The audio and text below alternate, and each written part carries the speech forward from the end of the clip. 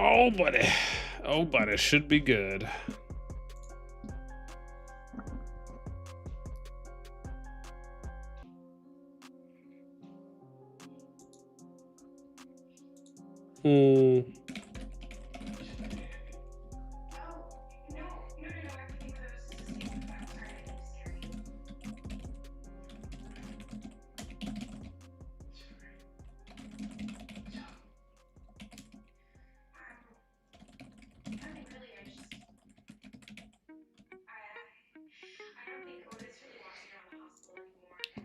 Yeah, man.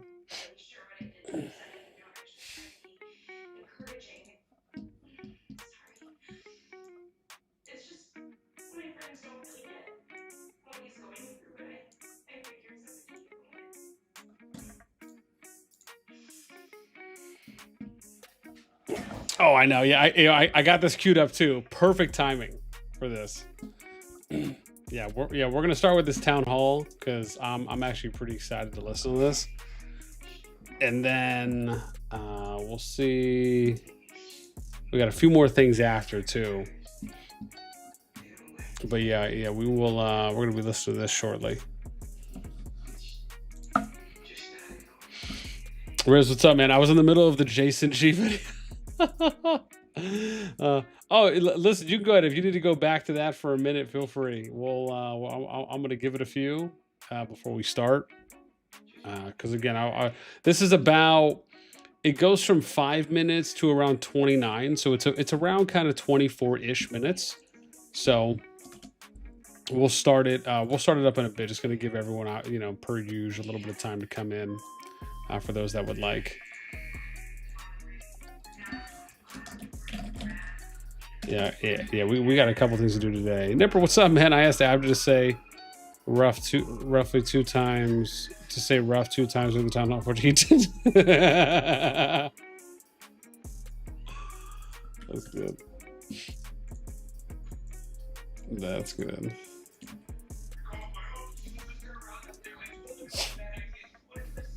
Yeah.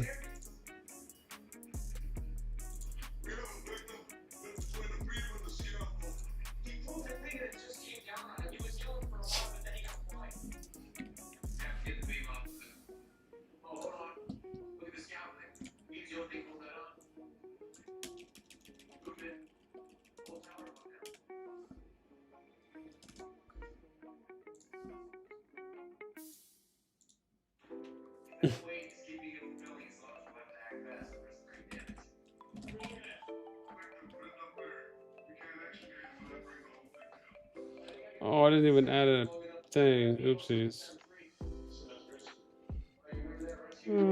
Whatever, it's okay.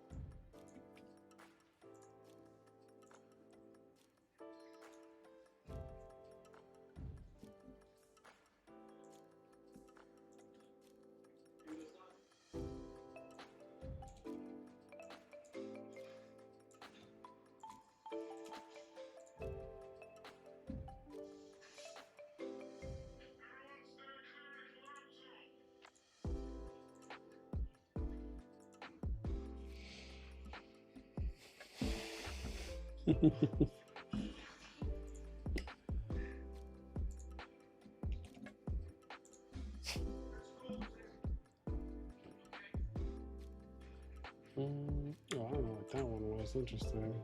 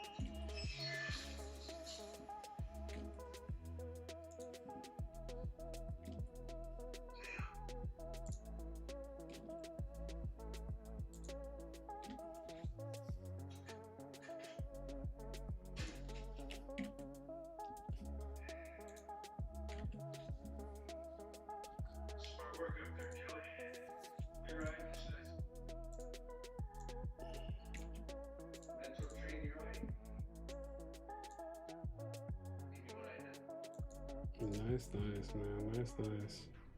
Where'd it go? Oh, they're supposed to do it.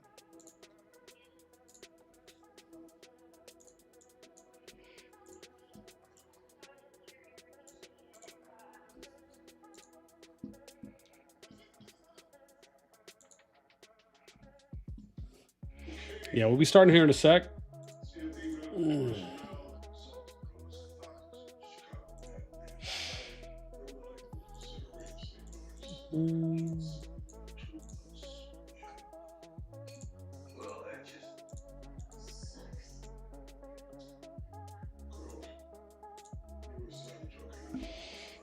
Codfather, what's up, man? Yo, any prediction for G1 KVK? As far as who will win, I haven't even taken a solid look yet at their group.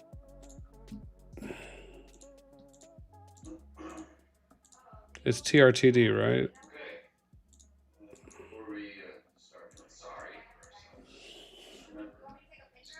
Oh, wait, hang on. No, they just started, right? So it's...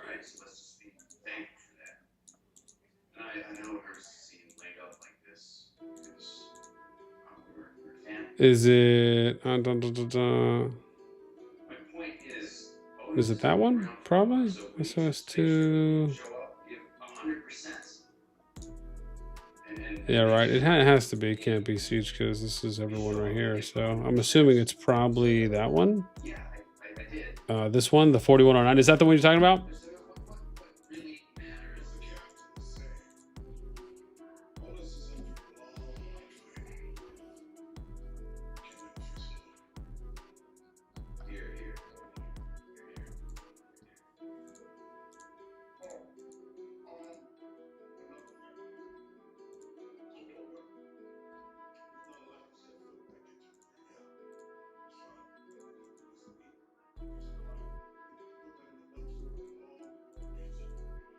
All right, let's go ahead and get this going. So I think this is around, I think it's supposed to be here around kind of this 507, 509 mark. So we'll probably start it from here. So this was the NVR. This is the NVR stream they did, or not stream, but I guess the town hall meeting they did yesterday. So we're going to go ahead and take a listen to this. I'm very curious to hear what they have to say.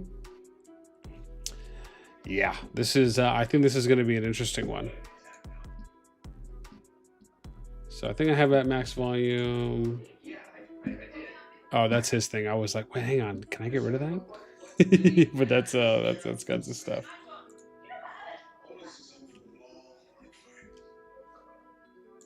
Yeah. Okay, let me mute this. Let's go ahead and give this a listen. Woga says, lot of claim denying and defending allegations, not the best of looks. Wongu, what's up, man? Okay, here we go. Let me max this out. We're gonna just go right into it. So how did the project start? So pretty much this project started because of Milk. Everyone knows what happened in Zone 2. You know, they were winning for 2 days, and then all of a sudden, it just tanked completely. And then YSS was able to counter push with like 50 people online, and Milk couldn't even, bring that numbers up.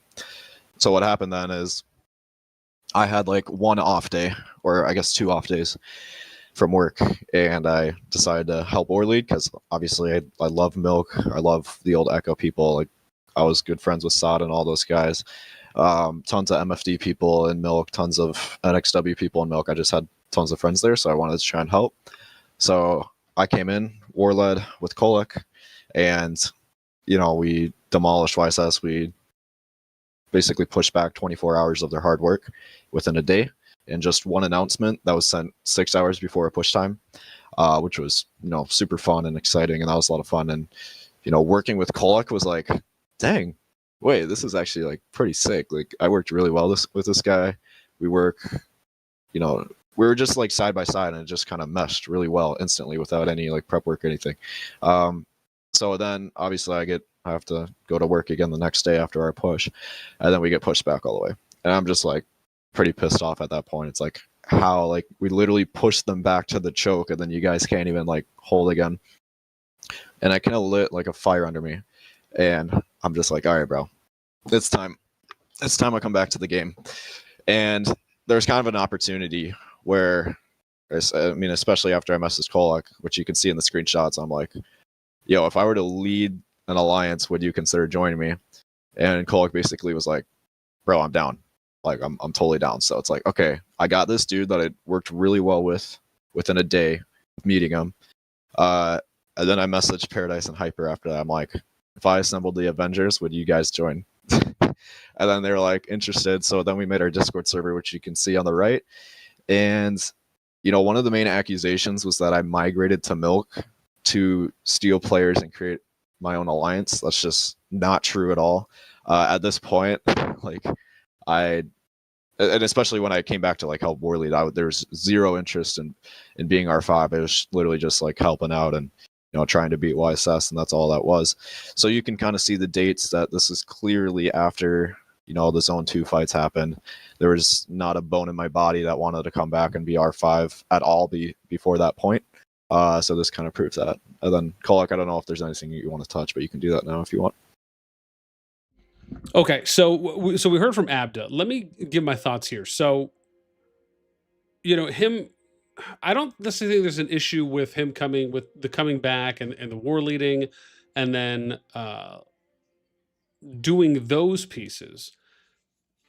And obviously, keep in mind, you could feel however you want about people who reach out to people that are already in alliances, but recruiters do this on a daily basis. So that's, to me, that's not really, a big thing in that. I think the thing for me is, right, where I think in this part, if did Abda reach out to anyone else? Was there any posts that were made outside of these 3 people that indicated any kind of recruitment or post, or, hey, we're doing something, are you interested in coming to check it out? Now, again, I haven't seen anything on that front, and based on what Abda has said here so far, it appears to be only these 3 individuals with Hyper, Kolek, and Paradise. And I will say, if it's limited to just that, and then obviously if anyone reaches, like I've said, I said this in the Jay Geezy video too as well when I was reacting to his announcement, is that if you are the one who's being contacted, like, you make your announcement, people are reaching out to you, you're not necessarily, and again, you can feel how you want to feel about the whole poaching thing, right? Because again, some people will make that claim, but again, keep in mind, as I said previously, if you're a recruiter, you're arguably going to kind of throw paint on the wall and see what sticks, right? I could tell you, when I was running the recruiting department, and I was doing recruiting even before running the department for 1196 and Rock, where again, for one point, right, they were like the top 4, they were a top 4, top 2 kingdom in the game for a few years. when I was there working for them, I would not only utilize all the resources I had available, whether it was on Discord, if it was Facebook groups, if it was a Reddit, some subreddits, right? You're looking everywhere, but then you're also going in game and potentially reaching out to people. Not to say that it necessarily needs to be in the top kingdoms, but you could even just look for quality players that are in lower kingdoms, right? Especially if they're kind of higher power, they're sticking out, they're getting offers from stronger kingdoms, right? That can kind of be an opportunity to work in. So again, right, there is a little bit of give and take here, but like I said, unless there's something more to this, and there was anything kind of nefarious, because again, I had heard some claims about that, but as I said, I haven't seen any screenshots to indicate that. So, him reaching out to a few people to say, "Hey, are you interested in this?" Right. And if it ended up just being that, and I would say kind of nothing more on the aggressive side of like, "Hey guys, I'm doing all this thing. Does anyone from Milk want to leave?" Right. I think that would be a little bit more iffy, but I mean, this seems, pretty standard in line, I'd say kind of on board, above board. Yeah, just quickly that as you guys may know, our zone 2 started the 10th. And as you can see in this message about like the first message that started for creating this project was the 15th, 5 days later. And it was not until we started losing everything that Adhanar worked, let's say, for getting back on all that time. And it was pretty like demoralizing and frustrating that we were putting more effort without being our force properly in there than the proper leadership. So just a quick reminder that this town hall is like mainly about all the accusations that it's being against our NVR project names, etc. So you guys can see that we're not, our intentions were never to create a team by stealing milk players or anything like that. Like the dates can speak by themselves, the proof speaks by itself, and it has nothing to do as people start saying about us. Yep, 100%. And then also like another thing that I made extremely clear to Kolak, Hyper, and Paradise right after like I messaged them. It's like, I'm just messaging this to see if this is even like an opportunity. I'm not interested in creating a new alliance unless we have the depth in the roster and the leadership team in order to pull this off, because I'm not coming back to the game unless it's going to be the top alliance in the game. That's pretty much how it is. So that's how that went down. We're going to go to the next slide, and then Paradise is going to talk about it. Yeah, so the next Yeah, and I think just to comment there for a sec, right? Because Abda saying, he reached out just to kind of see, hey, is this an idea? It wasn't like he had something going already, right? I think that is also different. I think that's fair. Is that in cases where most players are being recruited, it's usually to join an already established thing, whether that's a kingdom, or if it's an established kingdom, if it's kind of a new build or rebuild, if you're doing a merge to go somewhere new, right? But Abda basically saying, hey, listen, man, we didn't even have anything at this point, right? It was basically in the kind of idea stage, if you will. That's at least how I'm interpreting that. So again, I think that is to be looked at differently than if there was already something that existed and you're looking, right? This is more of like, hey, can we even get the foundation built first? So again, just wanted to add a little bit there, because at least to me, that's how it sounds. allegation was that we recruited people, or we said we recruited people to recruit other people, even though these guys aren't joining. So that's also not really true.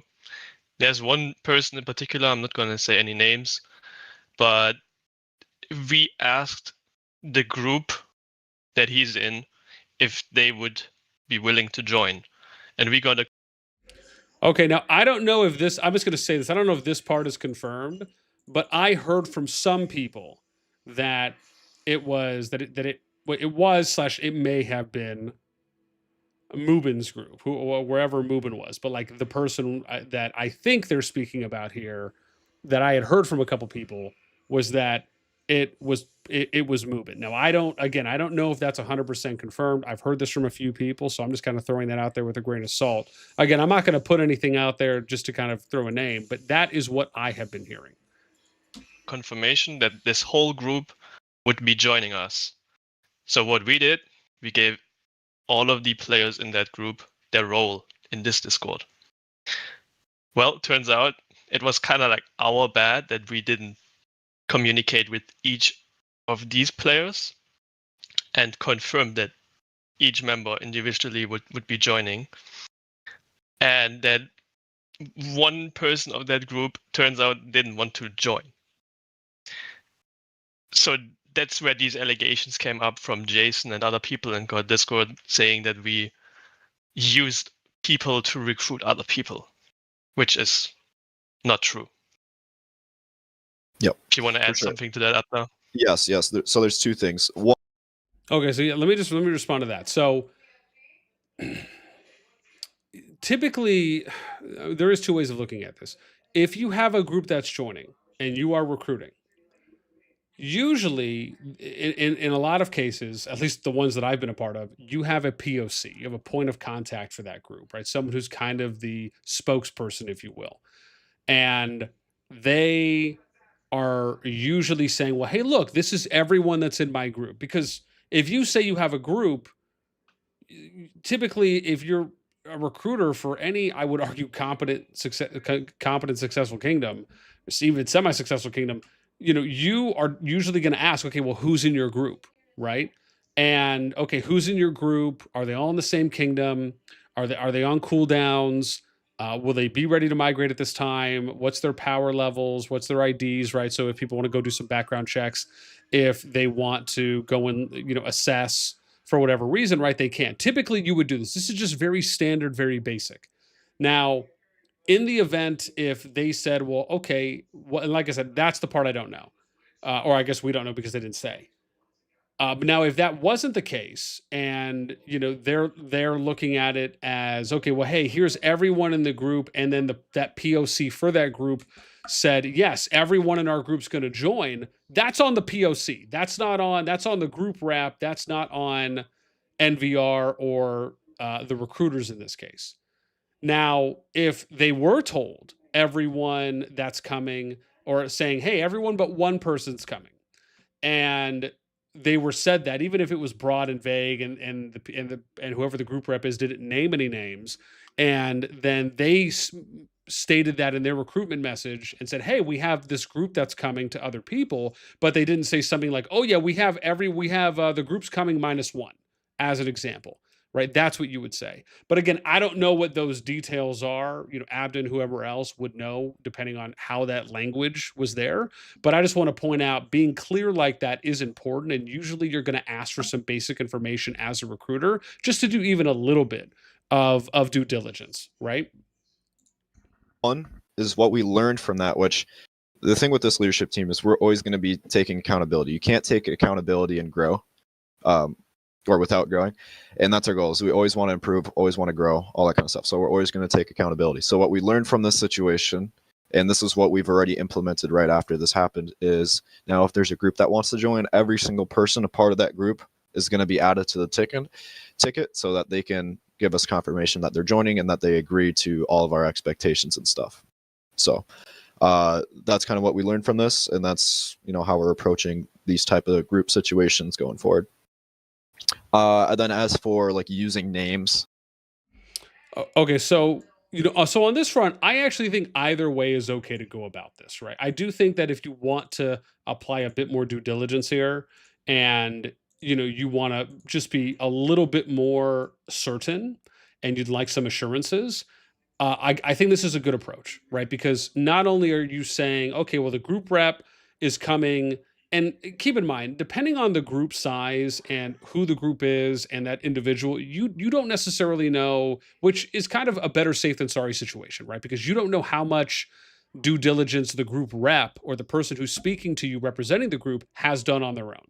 Right? Have they gone and individually verified with everyone? Have they gone and asked these questions? Or did they just simply post a message in their Discord group or their in-game group for their members and say, hey, look, who's interested in going?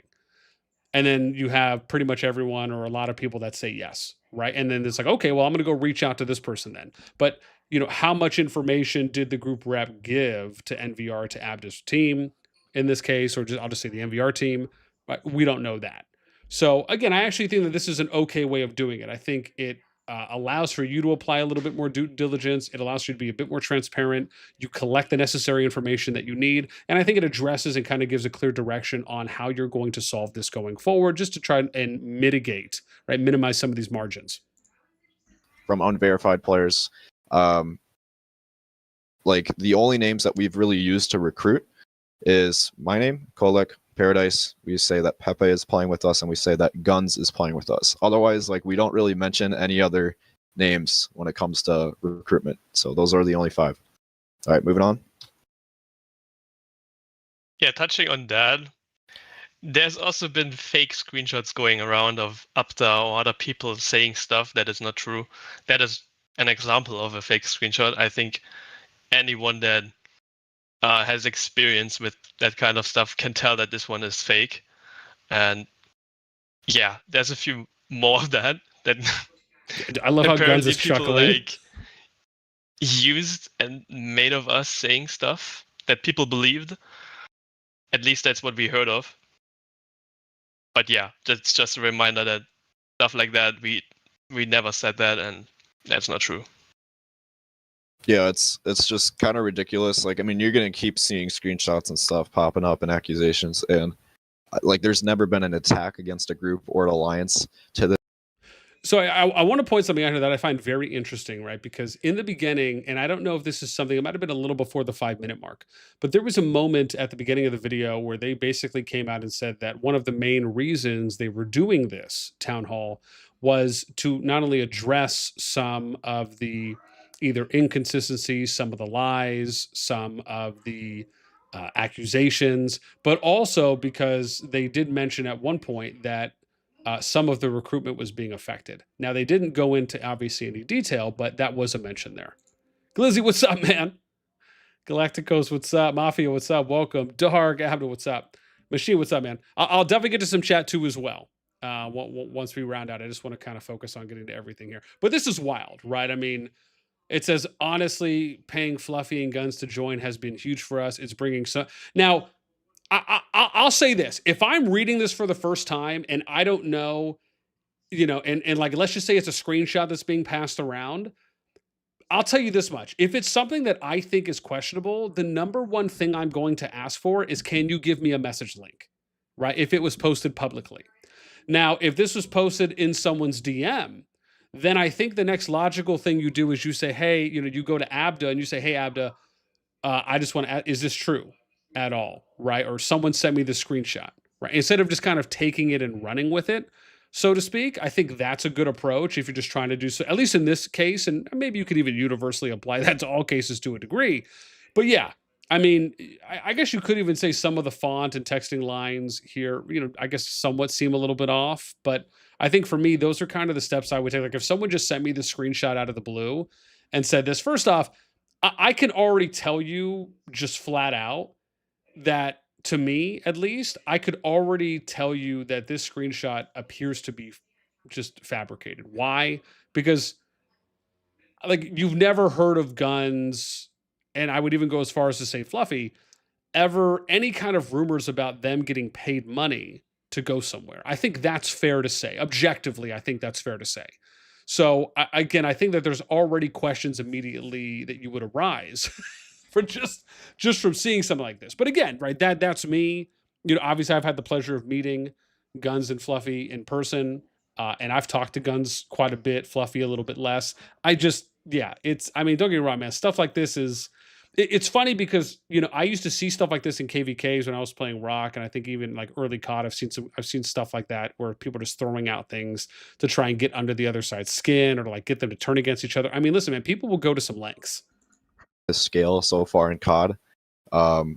So it's just ridiculous. So any like negative things that you're seeing being said about us, question it first, ask for proof, verify it before believing it. That's pretty much the main thing.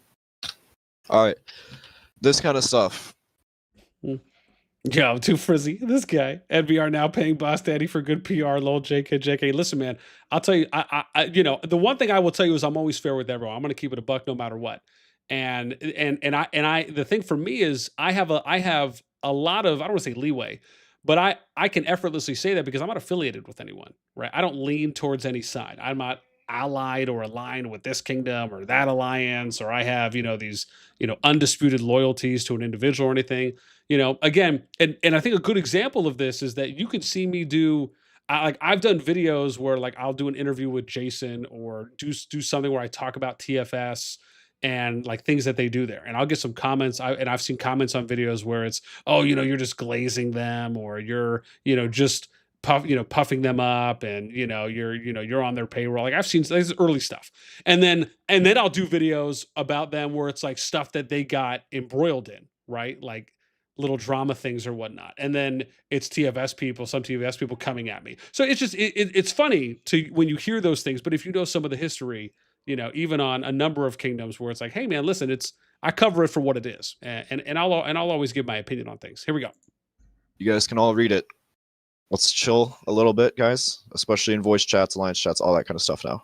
One of the biggest things, and I've led alliances with huge content creators, biggest content creators in the games, and all that kind of stuff.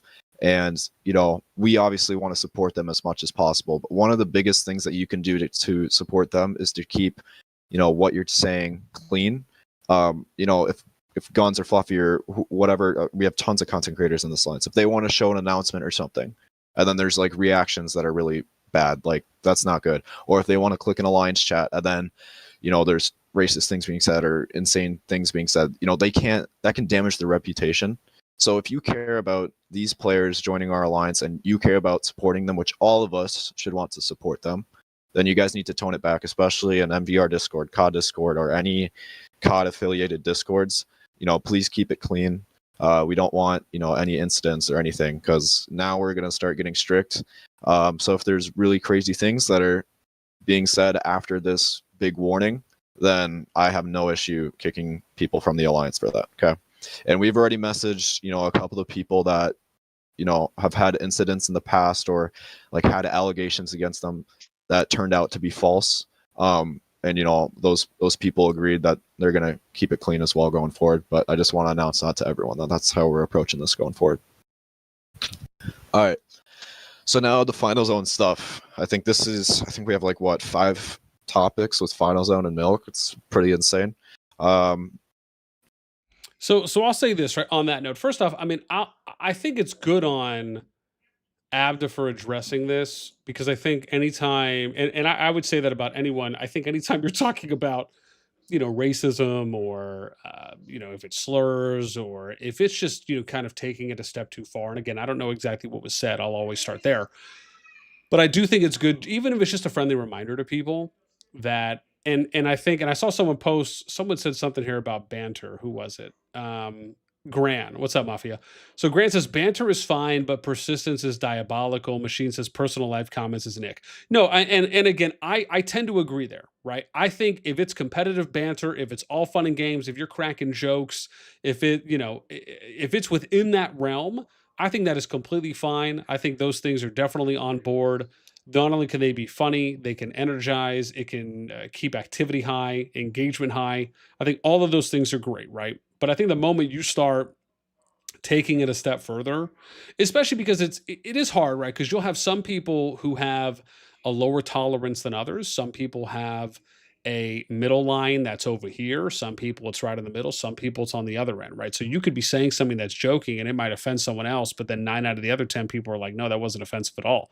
So, part of that is, I think, just the the normal ecosystem of life. When you're talking in any kind of public space, you're gonna get some of that.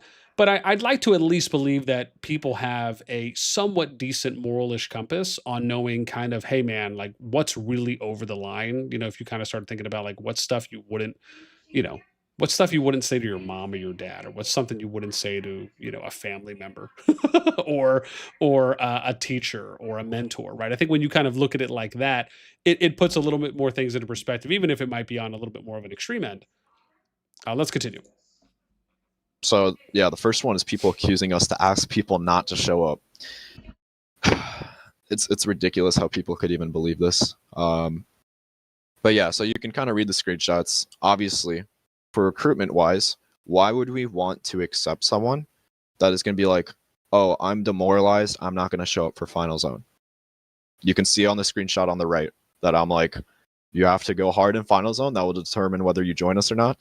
The dude said, I don't want to waste my resources with this activity. And then Kolik was like, excuse me. And then he's like, okay, I'm not applying anymore. And we would have denied him. So that's the kind of attitude that if you're going to say And we did. something like that. We didn't. We did deny Yeah, him we did because not. We did. Yeah. Like he's not coming. He's not coming.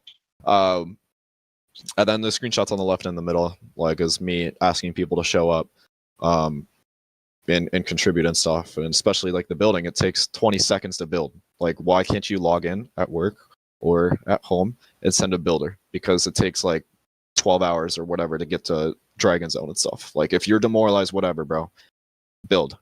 Doesn't matter. Like, that takes no time out of your day. And then I also made a comment like, I'm not going to ask you to degen or take off work. That's like the only thing that you could criticize about, what I said is like, oh, you should be telling people to degen and take off work. Well, the reality is that Milk leadership did not respect the members enough to plan Final Zone. So they didn't even have a plan until 24 hours before, and the plan was bad, and there was no. So I will say, man, this is a little nutty to me when I'm looking at like some of these screens. Like, I'm not even gonna bother logging it. I mean, that's Raz too. That's I mean, maybe I get that. Was he trolling? I don't know.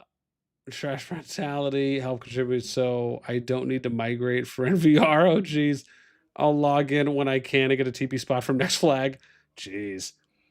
And then saying, okay, go ham will determine whether I see. Now I'm assuming this was probably in the NVR Discord, not in the other one, because it says ticket up here too as well. I guess I'll go as far as saying that appears to be the case.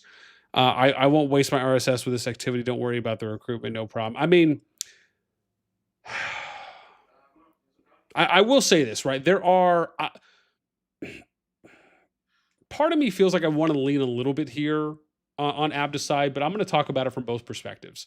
So, if you have people that are basically in, it's like trying, it's like telling someone, to, it's like telling someone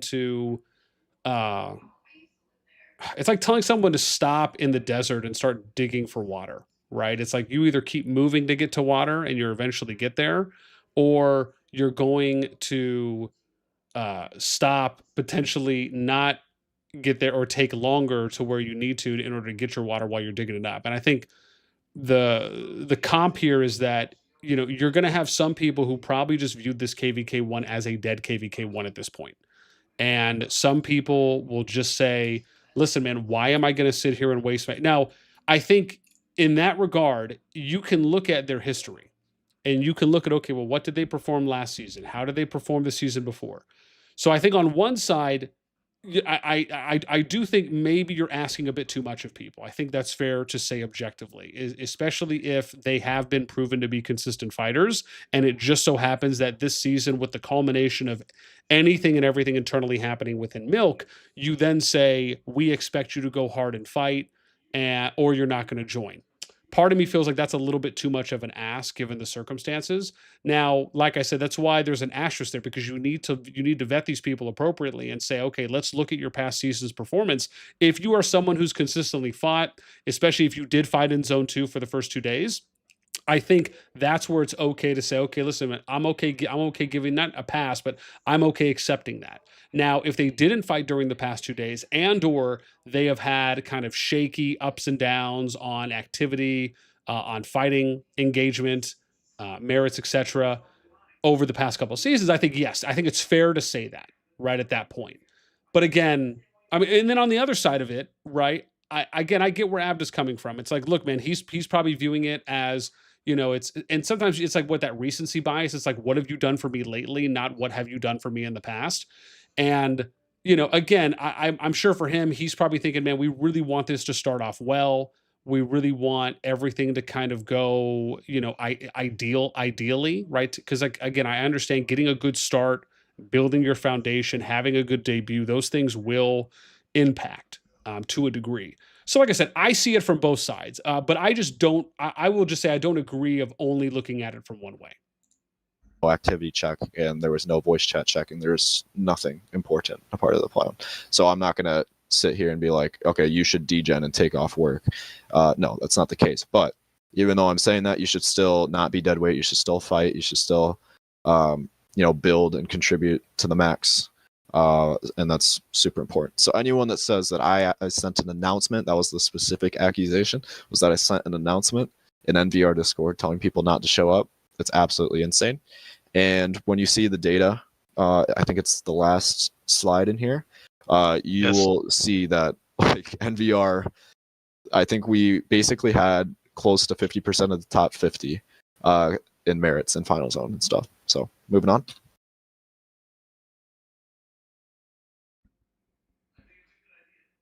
They had 50% of the top 50. Was that in regards to who they have on their team? Did I hear that right?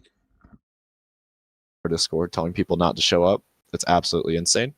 And when you see the data, I think it's the last slide in here, you Yes. will see that like NVR, I think we basically had close to 50% of the top 50 in merits and final zone and stuff. So moving on.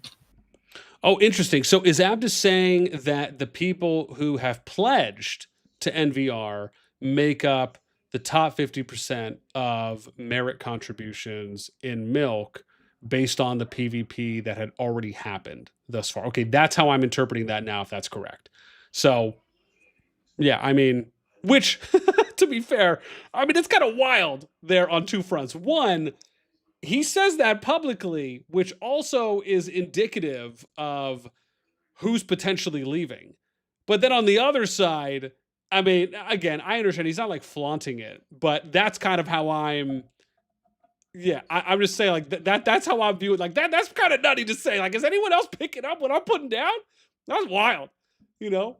I mean, because listen, you know, it's almost like saying I'm going in, and you know, we're gonna kind of pick the creme de la creme, if you will, right, from the kingdom. But also, again, and that's not to say that they're going out and reaching. Like, I'd have to see screenshots of them from people that they recruited. But then again, it's like if these people just didn't really like where they were playing there in Milk and they opted and they wanted to leave anyways, right? They probably wouldn't care to share anything with me. But for anyone who maybe was, if there is anything that exists out there, okay, maybe. So yeah, like that part to me, that part to me is nutty, right? I mean that's a pretty nutty stat. You have the top 50% of the people that are now in NVR, however many of those from Milk were the top merit contributors, and they're joining. Okay, again, unless I'm misinterpreting that. Kolek, why don't you take this one? Yeah, about this one, it's quite a funny one because we were the first ones getting accused about like stealing people or telling you guys to stop joining the Milk Discord in the final zone time, which is not really true. What really happened is that just Abda and me joined the VC here because we were gonna be playing something else in the meantime, that we were sending builders. Okay, the moment that we saw, we were checking at the other side on Milk Discord because we were still in there at that time, and they were having around 30 people in PC. But guess what? At that moment, they were having another PC with Midget, one of the R5s, by the way, like having their own members in the Arabic group, let's say, in a complete separate PC. And now we were getting accused of like not joining this particular PC to be in the main war call, let's say. But at the end, it's kind of unlogical that what they were asking, because they had everyone in here knows they have a huge Korean group, and that Korean group never joins VC, and they are always cool with them being in a separate VC and doing their own thing as long as they're participating in war. But the thing started becoming a problem when it was only Abda and me on here. Yes, I'm gonna admit that probably 3 more of you guys that were still in Milk join us, but in a 190 people alliance, 5 of them being in another VC and still contributing to the KVK was not really making any sense at the end of the day. Because some of you are still in another kingdoms or places right now, and you guys were joining there just to be like watching around what was going on. So this is specific accusation about, again, whipping to not join the VC or anything in particular. I mean, everyone that was that day with us, you know that we didn't ask you to be there or anything like that. And the activity in there was not even there because Kirito was not talking. And when he was talking, he decided just to jump into the Milk in the Arabic voice chat. So kind of hypocrite that they were accusing of something they were on themselves doing. And I Okay, I mean that's pretty wild, right? To say that now, obviously, I mean that can be easily disproven. Also, Fob, thank you so much. Dark Shay, what's up, man? Welcome. Darkness, what up? Welcome. So the part he says there about how, from what I gathered, and someone could correct me on this if I'm misinterpreting, is that the Milk VC was generally low on activity. some of the leads weren't there or didn't show up all the time. And when there wasn't a lot of people there, they basically hopped into the NVR VC, but were still fighting within Milk. And then if people ended up going there into the Milk VC, then they would go back. Is that kind of what I'm gathering from that? But that they didn't sit there and recruit people within the VC, that they were only in the NVR VC for people that I guess had already pledged that they were going to be joining, unless there was a public VC on NVR that a bunch of Milk people join, join that Discord. Now, like I said, to me that can be easily disproven if you have like screenshots and timestamps of where you've had, there was multiple times throughout a day, that were a little bit of time apart, where you had, a bunch of people or a lot of people in VC, and then it just so happened that Abda and Kolek weren't there, or any of the people that are kind of managing the NVR project. I think that's pretty easy to disprove. Again, I haven't seen anything, let me say that, but I think that's how you would essentially go about doing that, or at least a starting point. So yeah, okay. So he's basically just kind of going out to say like, hey man, we weren't, at least from what I'm getting, he's saying, yeah, we weren't over here like recruiting people proactively from the VCs because we were focused on still fighting and or just kind of talking about whatever. Again, unless someone shares something with me or that's disproven by some means, okay. I mean, he's kind of stating a generalization, right? So it's not really, I'm just trying to make sure I'm picking up what he's putting down here. We'll touch on that a little bit too. I want to make this extremely clear. When we were in our own voice chat, in NVR general chat, we specifically took time off from Valorant to send new builders. Like, I would literally call it out, send new builders to this tower. Or when YSS staffed on Milk, okay, let's go over and TP over and help them. We'd literally stop the game, even though it's an online game and we're losing rounds and stuff. We would stop that so we could help build. And then when they made the call to go over to the IMFS side, then we literally stopped Valorant and we TP'd over there, and then we started fighting. And especially when Tips touched against YSS, we focused on the fight and everything. And you're literally gonna see, like I said in the spreadsheet, that like we had the people in the voice call literally had the highest merits. And if you looked at the build time too, we would have been top in the build time as well, because every single tower that was dropped to get there was built by our builders as well. All right, moving on. Okay, and I mean, I'll say this, right? If this ends up being accurate, right? I'll just say that, because again, I can't say either way, right? But if that is accurate, then I will say at least that's good on them for, even if they're over there playing something else, which, to be fair, I mean, let's be real about this, right? How many people are playing other games and, while they're playing COD, especially that where they might be playing if they're fighting, but maybe the fighting isn't like very high volume, and there's maybe kind of dips or intervals here and there between maybe when there's a lot of action going on, or if you're just sitting there building, but you're watching your builders as an example and you're playing something else. I mean, there's a number of people that do this. So that's not really a surprise, or I think out of the realm of, oh, hey, are they actually doing this and multitasking? Now, on the side of, okay, like they're pausing the game and then they're going back. I mean, again, right, I don't know how much you would expect that to like not be the case or be the case. So I think that's just kind of more of a generalized statement of just him trying to explain what they did, so that way it wasn't like they weren't fighting.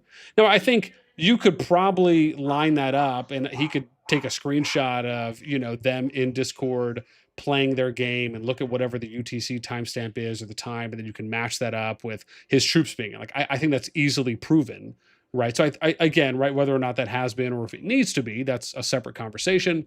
So I think this is just more of him kind of stating what the process and what their approach was in, hey, we still need to continue fighting here, but this is what we were doing over here, but we came back obviously anytime there was something going on. Okay.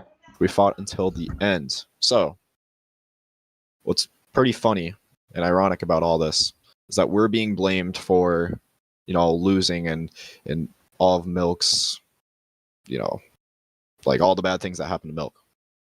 But we were the last people defending the fortress against IMFS when we were getting 3v1s by IMFS, DTF, and YSS. We were literally war leading in NVR Discord because we got kicked from the Milk Discord. So we were literally fighting until the end, and it does not matter. Like, Like, they hate us. They literally said that they want us to die. The leadership, someone in leadership told us that they want us to die if you're in NVR, and we're still fighting until the end. And like, the biggest thing that I was telling people, and especially in Alliance chat and stuff, is like, there's no reason to burn relationships just because you're unhappy.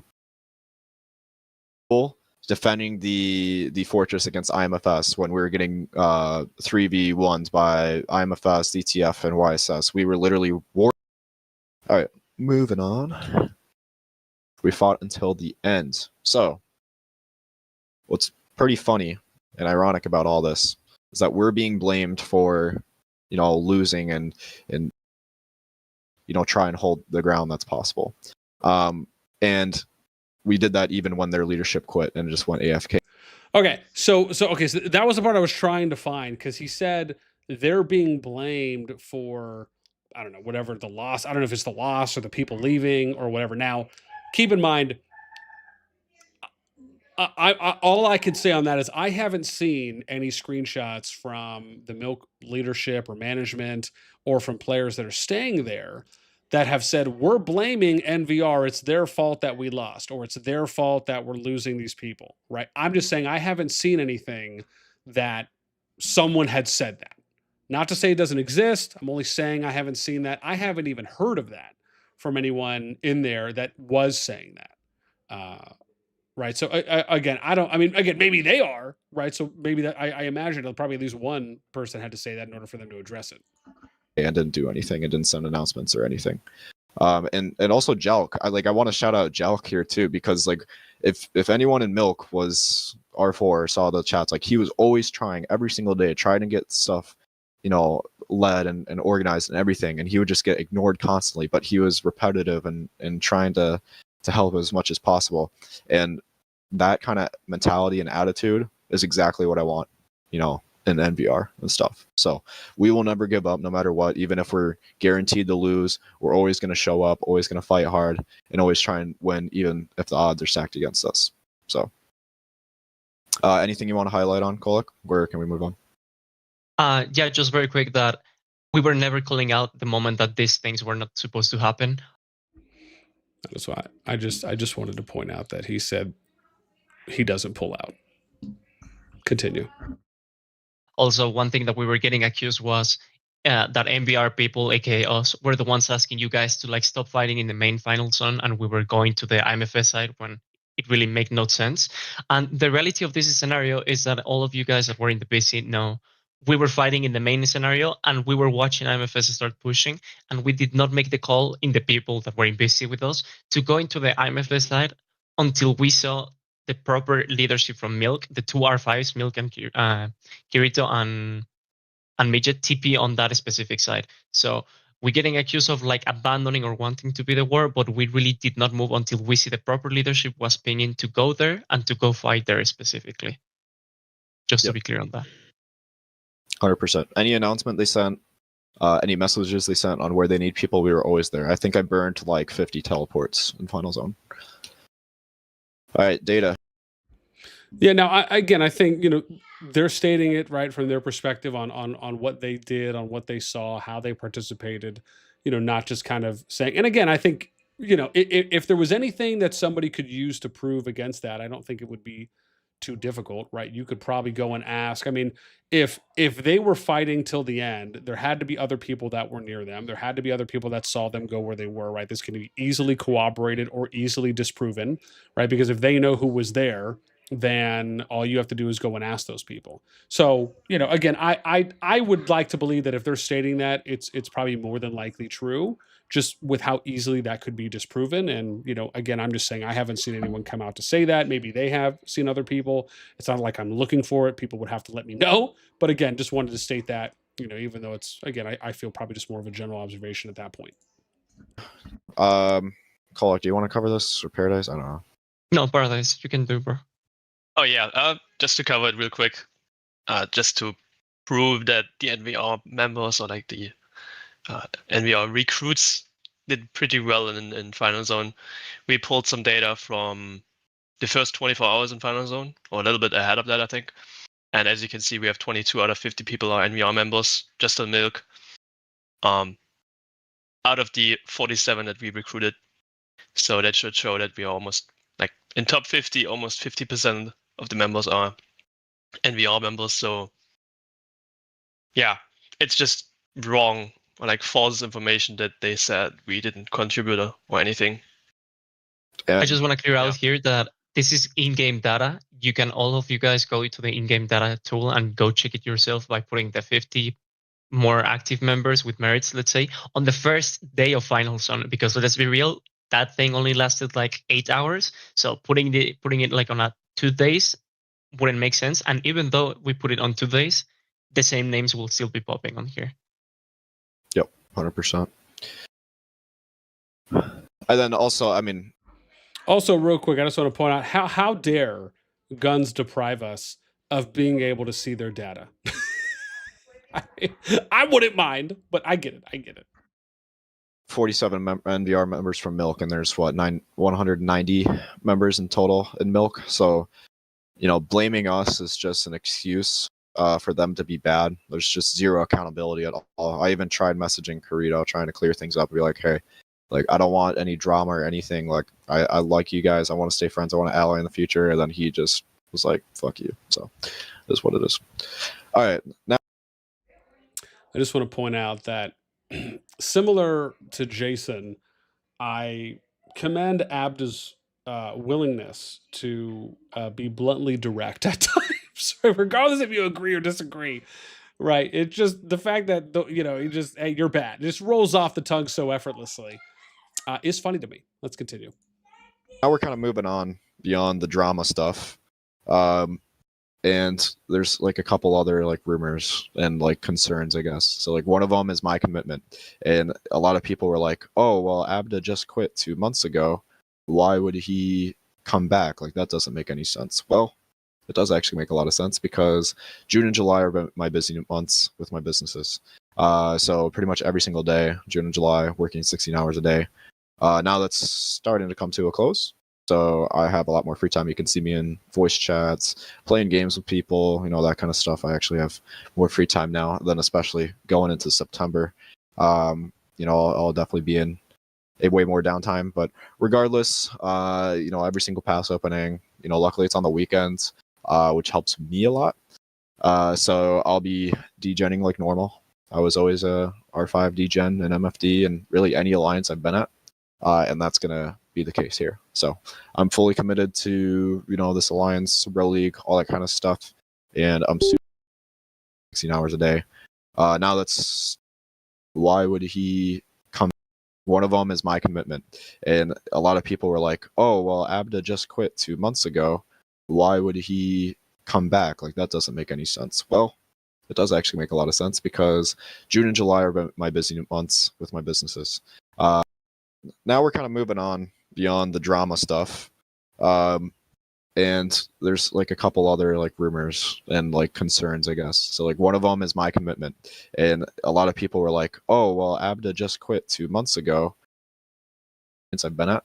And that's going to be the case here. So I'm fully committed to, this alliance, Bro League, all that kind of stuff. And I'm super excited for the future.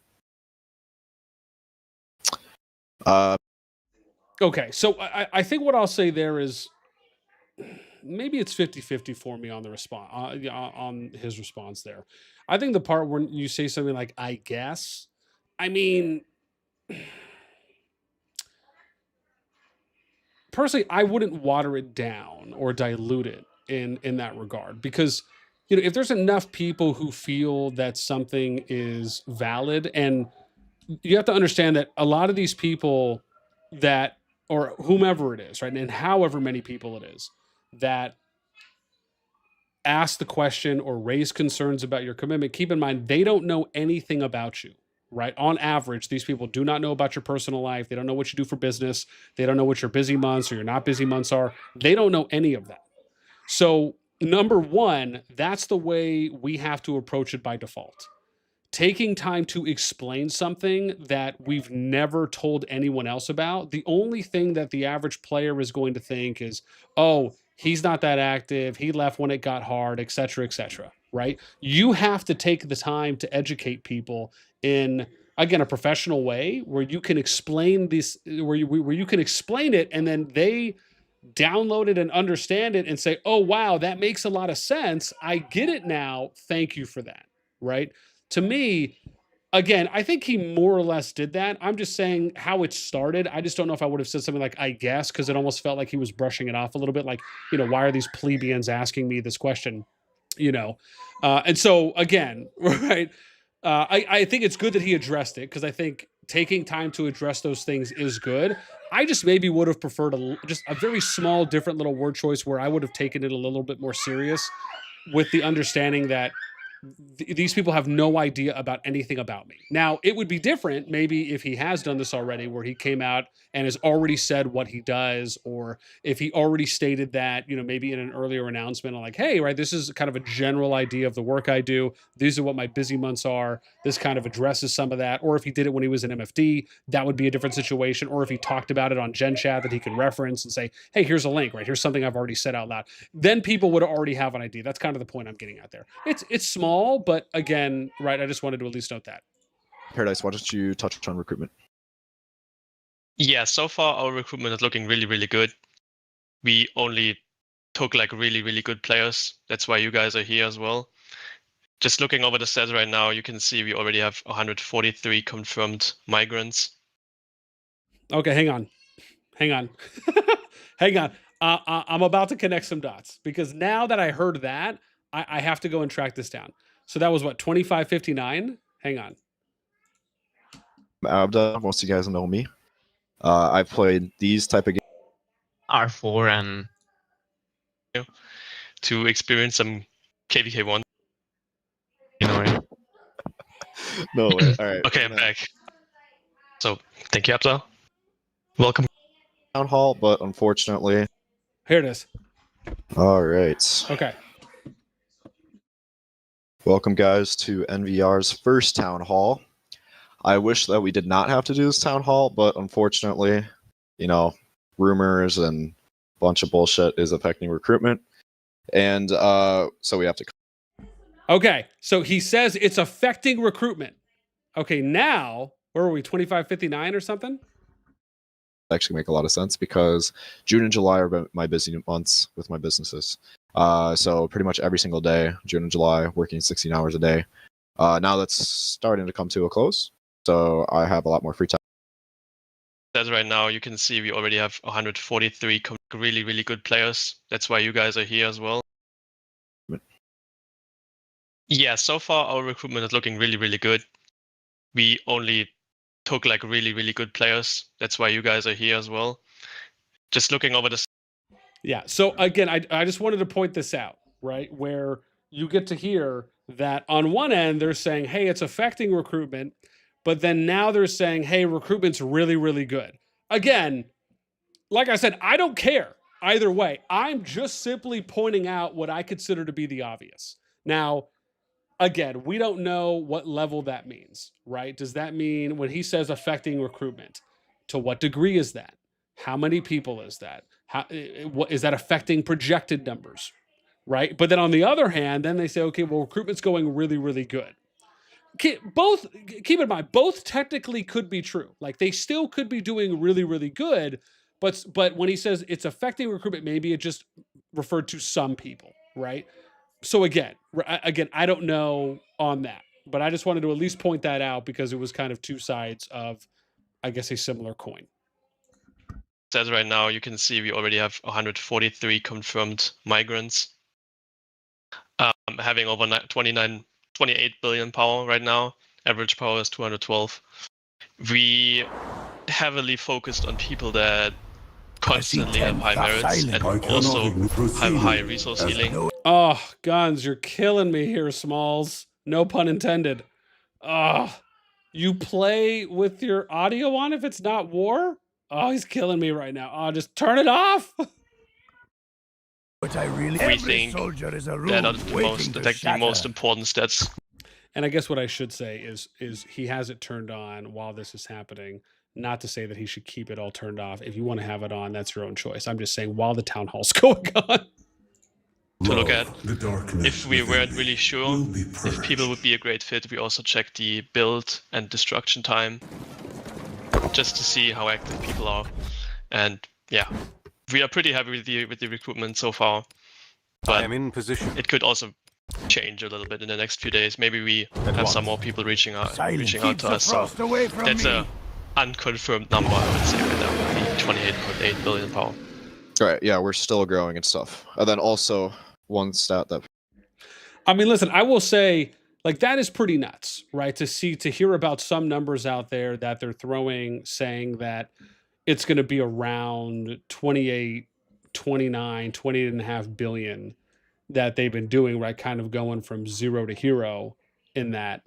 I mean, again, that's like a really, I mean, to be fair, that's a good number, right? When you think about them, I mean, obviously they have a little bit of a leg up on others, right? Because they have, you know, some, I would say they have a little bit more name recognition than if you're just trying to kind of, you know, start up something, you know, on its own. So I think that obviously is helping, but I still think that's pretty good, right? To be basically at a point where you could probably, by the time you get those people in, you're either going to be going, I mean, you could arguably go KVK1, maybe you go KVK2. I mean, you know, it's there, right? For you to potentially. Now, I will say this, right? Just to make a quick comment before, because we only have about, I think, 2 minutes left here, and until they finish, and then we're going to hear kind of what Guns has to say at the very end. What I will say here is that I do think you kind of have like two ways of approaching this, right? You either can say, we're going to go in and kind of do like an initial prep season where we're going to aim for something like a KVK2, a KVK3, and be a little bit more deliberate with that. So, for example, you might say, well, let's recruit maybe up to 25 bill. Let's maybe hang out around 22, 23 bill, right? Something maybe a little bit closer there where there's at least a lower percentage chance that you might end up getting put in KVK1. You let everyone kind of stabilize, you figure everything out, and then the next season you can go and recruit. I understand that might be a little more difficult to do too as well, especially if you just have a lot of traction. Because again, regardless of where, I mean, that's the thing, right? Is you just don't want, if you get placed in KVK1, you just don't want that to affect what your future, what your next migration season and window looks like, where you then continue the momentum, you get more people. Now, do I think that, you know, it's going to crash and burn and crumble after one season? I think it's unlikely. But I'm just saying, you know, that would be another way to kind of approach it. Let's continue. Paradise did not highlight on is deads. I'm huge on deads, so that's another big factor when applying as well. Bro, what did I want to say with this? Yeah, I mean, like, okay, just remembering, I guess, our conversation yesterday. We're not creating this alliance specifically to beat YSS. We're creating this alliance to become #1. So we are not like creating specific goals targeted towards one alliance. All of our goals are oriented around how we can improve, how we can get better, how we can become #1. You know, obviously we're looking at the matchup against YSS next season. I mean, it kind of depends on WB's recruitment, but I think most likely we're going to be #2 in the game. So if that's the case, we just kind of have to keep the YSS matchup in mind. As for expectations, we're gonna really highlight that next town hall, so I won't say a ton. But you know, YSS is a very, you know, stable alliance. They have a lot of power, a lot of Krakens. They're the highest funded and piloted alliance in the game. So any expectations that we're gonna be able to just roll into next season and I'm telling you, man, he just comes out and says it. Like, just says whatever. I mean, yeah. I mean, listen, right? Most of you know how I generally feel about mechanics in that way, and you know, I wish it wasn't. I wish it wasn't in the game, right? It is what it is. Everyone understands it, at least for people that are familiar with it. This isn't like anything new. Right. It's also unrealistic to believe, at least in my opinion, that however many people a part of Top Kingdoms do not partake in some way, shape, or form. I think that's fair to say. Now, yes, you can argue that maybe some kingdoms do it less, some people do it more, but it is there, is the point. And I hope at one point, eventually, sooner rather than later, that they start to address the situation more. Rock has already started doing this for a while now. I'm hoping that it's only a matter of time before they start doing it here. However, I do want to comment on the part that Abda talked about YSS, right? I think, you know, what I think when you look at where YSS is right now, right, they are, to me, I think kind of like, it feels like there's a little bit of like the BTX kind of EIS situation happening with YSS, right? Where they're growing and there hasn't necessarily been, I would say, a season where they've been at the top in KVK1 where there was just like a massive amount, like there was no drama, there was no like, you know, we're going to kind of hold back or anything. I mean, even if you just think about the last 2 seasons with YSS, they haven't really, truly, if we're talking, you know, objectively here, they haven't really been challenged under stable conditions. Let me say that. Right? This doesn't mean that they can't perform. Dear God, sorry, that came out interesting. But my point is that I want to see that. Like, I've seen some comments where people are saying like, oh, well, you know, YSS is #1 and undisputed now. I think that if they get into whenever they have a KVK1 where the circumstances revolving all of the kingdoms are stable, everyone can fight at their own max potential. There's no drama. It's all just business. And then they show out. You can then make that argument. You can then tell me that. And this isn't a knock against YSS. It's clearly speaking about the conditions and the circumstances over the past 2 seasons that they and other kingdoms, a part of those KVKs, were in. Right? So it's not like, oh, good on them or bad on them. It's just, it is what it is. Like, this is what happened. So to me, I want to see that first. And I think that's fair. I think if you're someone in YSS, you could probably agree to that objectively, right? This is, not, like I said, not a knock on their performance, what their individual people can do, what they've done so far. But I think that if you're going to make a comment like that and people are going to agree with it, you know, where people viewed kind of Noir or TFS or Echo at one point as like, hey, dude, like they're the undisputed #1 fighting kingdom, right? Even NTS, right, was kind of in that mix for that conversation, you know, a bit ago. And they could even make an argument for that. So I think for me, that's what I want to see first. Now, the part on them building to potentially take down or fight against YSS, I do think that is a little bit of an interesting angle because by default, if they're growing in power, you're going to go, right? You're going to go up against YSS. Now, it doesn't mean that you are going to be in your ideal state to fight them, right? Because you're basically doing one big recruiting season. I would not go as far as having, to me, an unrealistic expectation of if you end up fighting against YSS, that you're going to just crush them, right? Because they're doing recruiting too. They're trimming deadweight as well, right? And again, I'll give Dark some credit here. You know, Dark for the most part, at least, I don't know if I should say for the most part, but I'll say for what I'm familiar with from when I've had conversations with him in the past for what he's able to do as a war lead, I think it's fair to say Dark is competent. He has ran a successful kingdom. He's been, he's had his levels of success in leadership with EIS. I don't think those things can be disregarded. I think objectively that's fair. And so again, I think they're going to improve. And do I think that NVR can absolutely be a challenger for them next, like 2 to 3 seasons from now? Absolutely. Right. And I think that's just keeping things realistic. And again, we have to see what NTS is going to do. What are some of the other top kingdoms going to do recruitment wise as well?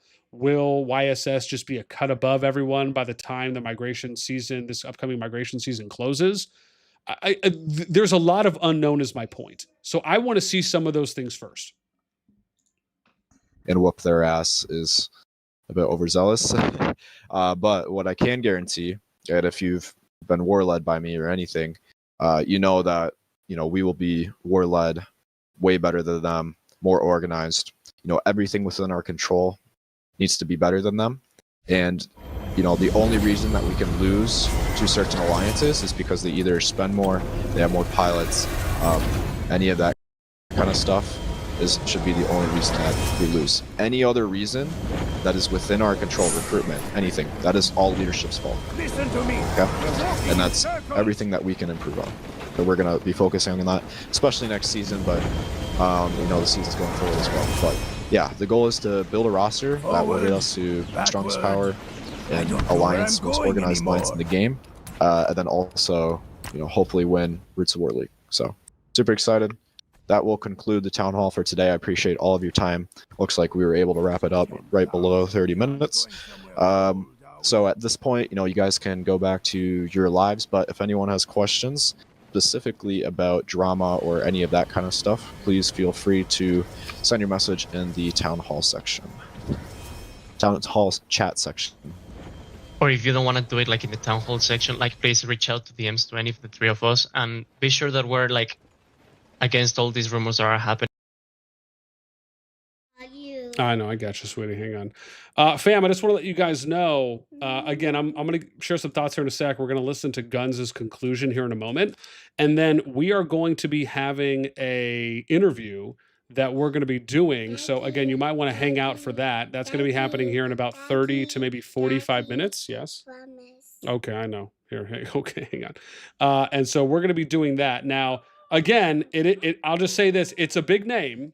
It's a big guest that we're going to have coming on. And I will just give you a little bit of a hint. It is related to a video I released earlier today. As long as timelines line up and business does not get in the way, we are going to be sitting down and having a conversation with Mr. Betamax himself. So that's, I think, going to be a great one if you guys want to stick around for that. There you go, sweetie. Okay, so I think, with this, I do think it's fair on Abda saying that, right, to kind of curb, and again, I think it's appropriate, right? Saying, hey, let's curb some expectations and just understand this is kind of what we're going in for this season. And that, it's, again, I think that's the right approach. I don't think it should ever be, oh, we're going to do this to go against them. No, like, him saying, hey, we want to be the number one fighting kingdom in the game. I think that's generally a good goal because it doesn't put expectations on immediately getting there. You're not putting some immediate timetable as well. So I think that in and of itself is great. I think that is a good way to go about it. So that way you're not putting anything that, again, as I've said before, is unrealistic. Okay, I want to hear from Guns now, and then we're going to give a comment on him, and then I'll read some chat. Has to speak, bro. Raz, nice try. To do well. Saw like Your time. Like I said, I'll be chilling Thank in you, the guys. chat for those who want to yap. So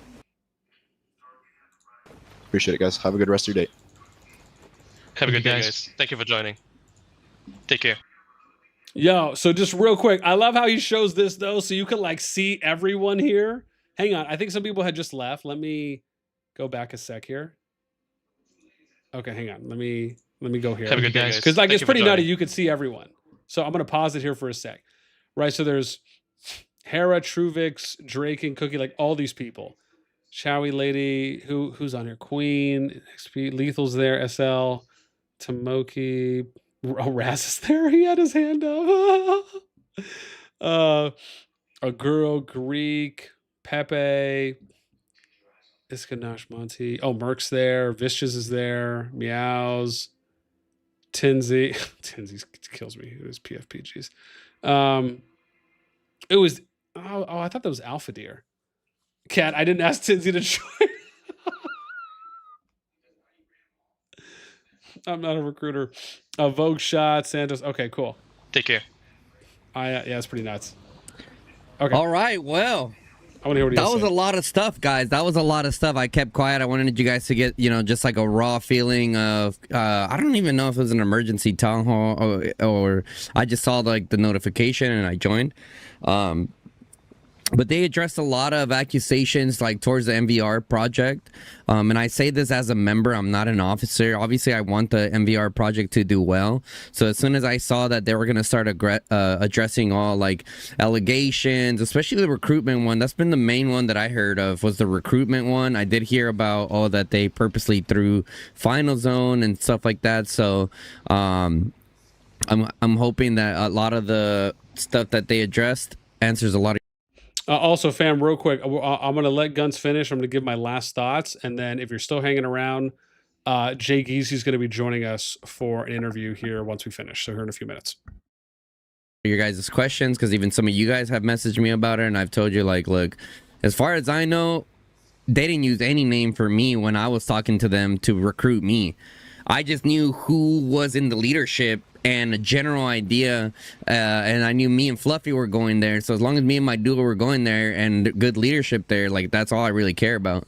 So I knew that with that there was going to be like a good community around it. So that was like the basis of it. I'm like, being number one or not, like, I just want to be part of a kingdom that has good leadership and a great community. So hopefully they were able to answer a lot of your guys' questions. If you guys still have questions, post them in the comments.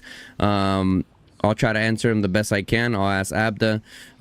So yeah, guys, I hope you guys enjoyed that town hall, and hopefully I can record the next one and see how that goes. All right, guys, I'll catch you guys on the next one. Peace, y'all. Okay. So, I mean, listen, I think final thoughts for Guns here is, yeah, man. I mean, it's always, for me, I always like to try and look at it both ways, which is that, on one end, Guns has his job to do. It's not like he's necessarily going to come out and, maybe necessarily be critical or as critical or maybe even lightly critical at times of what, NVR may or may not do. I think if you look at, I mean, I will say there have been times where he has done this for TFS. So again, I probably, take that with a light, mild dose. However, again, right, most of these things he probably just isn't involved in. He doesn't know. So, and maybe he doesn't even want to know. I think sometimes having a little bit of distance can help too as well, because you're not, feeling like, oh, what people are going to come to you. Because I'm sure he gets questions, right, about these things too as well.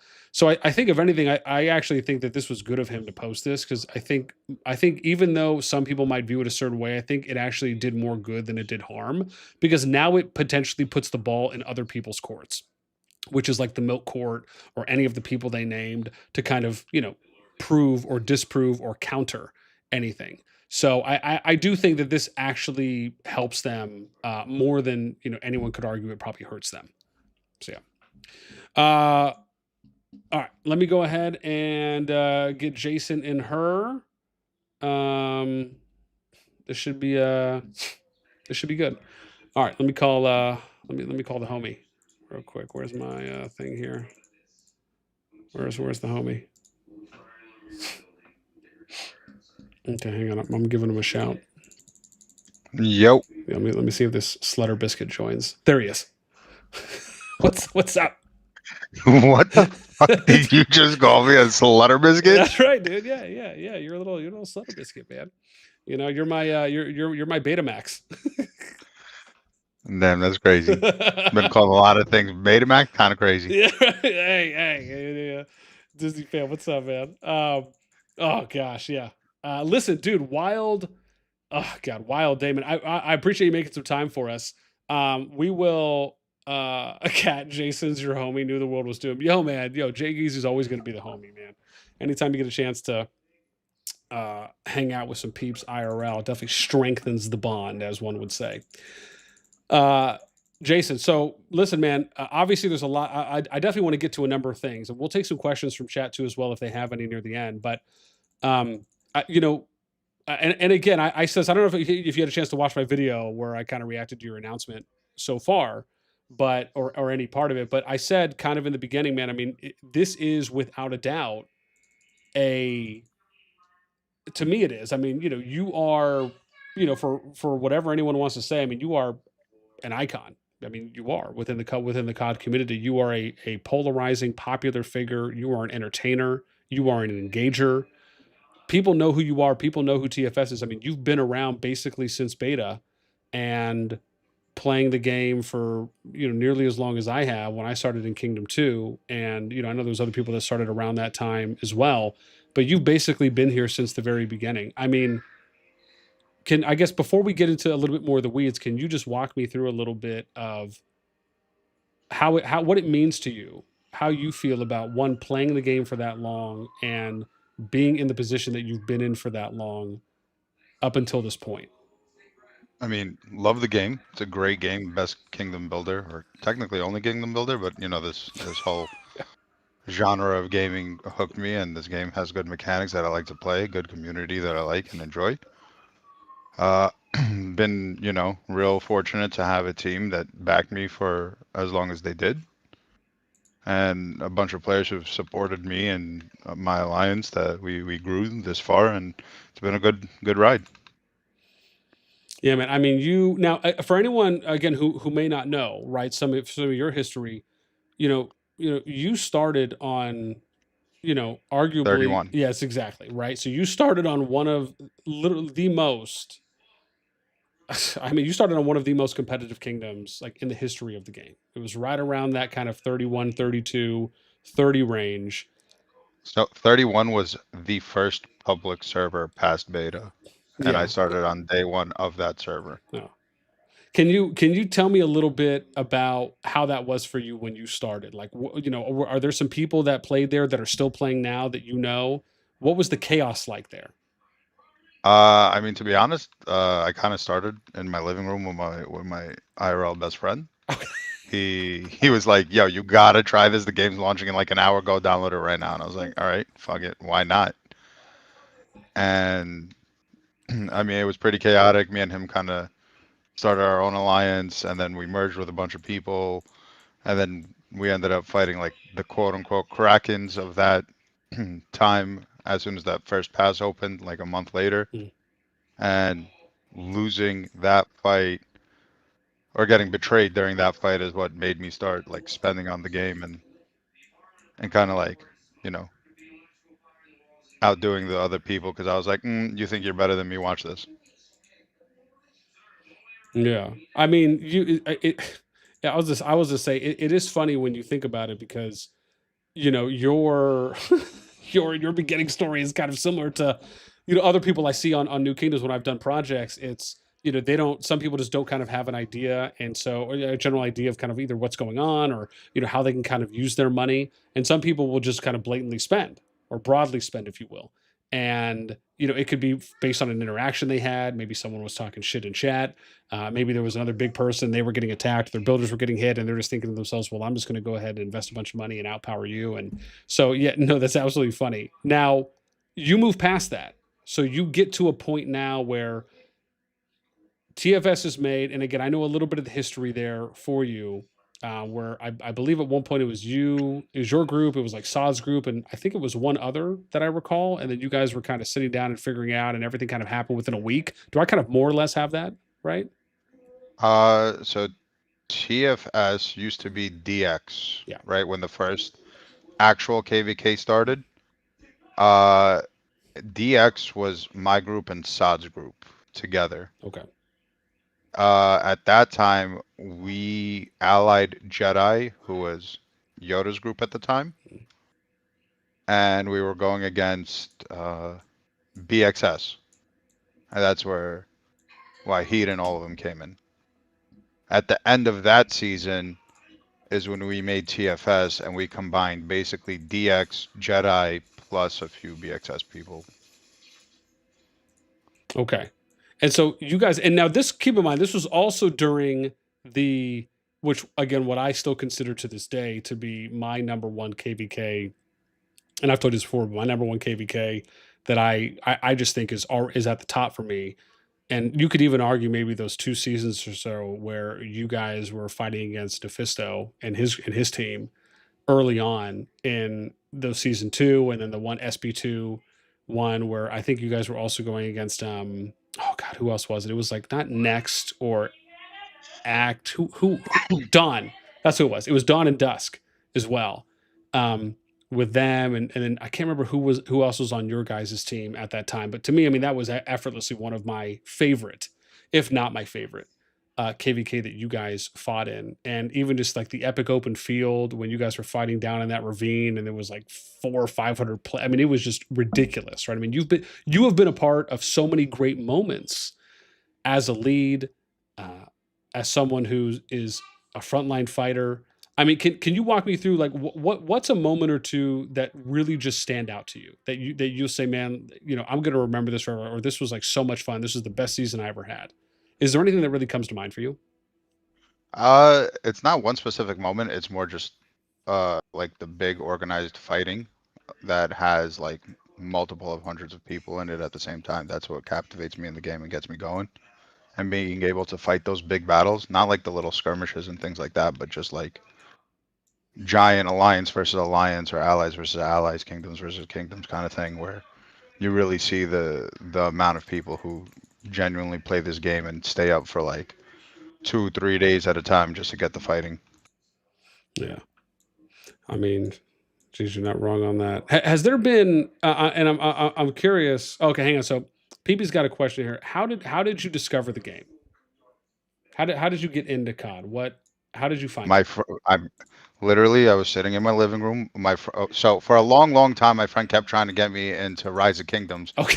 and I tried it, but it was like too far along. So I was like, I'm not really enjoying it because it's like way too in, and I'm not Yeah. dropping like that much money to get into the game when it's not from the start, and I don't really have like a bone in the fight kind of thing. Yeah. Then the day before, like 12 hours before COD was launching, like public launch, server 31 was launching, my boy was at my house, sitting in my living room. We were bullshitting, playing some Xbox and shit, and he was all like, "Yo, this is exactly like Rise of Kingdoms, but it's day one. You're trying it with me." He made me like force me to download it. That's also why I have JasonGee as my name because that's like not my gamer name. I didn't think I was gonna like it, Oh. and it was like it was more of like a let me try it out. I know I'm not gonna like it. I'm gonna like fuck off after a week, and then Yeah. I did like it, and it kind of snowballed, and I was too far in to change it to like my real gamer name because everyone knew me as JasonGee, who kind of like took over server 31. Yeah. So this is interesting. So JasonGee was not your initial name that you used as kind of like your universal or general gamer tag. Would you be so bold as to tell us what it is? My gamer name is Refrax or Psychotic Prodigy. Those are the two that I genuinely use. Okay. Okay. So you go with so you go with JasonGee. Obviously, it's pretty straightforward and kind of hammer on the nose. But I mean, for it to kind of, I mean, I feel like at this point, you probably wouldn't even consider changing. Like it's just kind of stuck. Yeah, it's kind of way too late. Yeah. Okay. So so this is how you get in. He forces you to do the download, and you go through the TFS is formed after doing the merge. When you guys started out, because again, back then there was what? I mean, less than 50 kingdoms. I mean, it was still very early global release. You guys do the merge, you make TFS.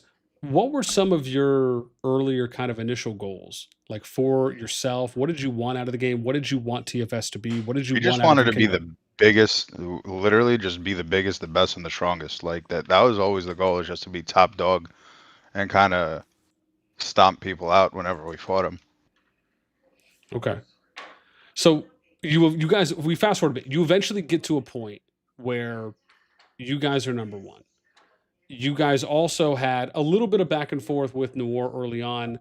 But prior to them, you guys were top dog for a minute, and then there was some of the back and forth. I mean, you guys held the number one spot for consecutive months and were widely argued and seen as probably like the early top dog. I mean, BDO was there. There was a couple others that were in the mix, but I think for the most part, TFS really broke out first and lasted and had the longest kind of number one spell as the community viewed it as the number one fighting kingdom until eventually kind of Noir took that and then, kind of transitioned over to Echo, et cetera. And then to a point of kind of where we're at now, we're trying to figure everything out, or at least waiting for maybe someone new to emerge. Getting to that top dog spot, and I know I've heard you talk about this before, where can you walk us through like when you're number one and you're at the top, especially as an R5 for you leading the kingdom, the alliance, the players, did it ever feel to you like there was added pressure, or was there any kind of unintended pressure, or just things that you didn't expect to happen from maybe outside or inside the kingdom?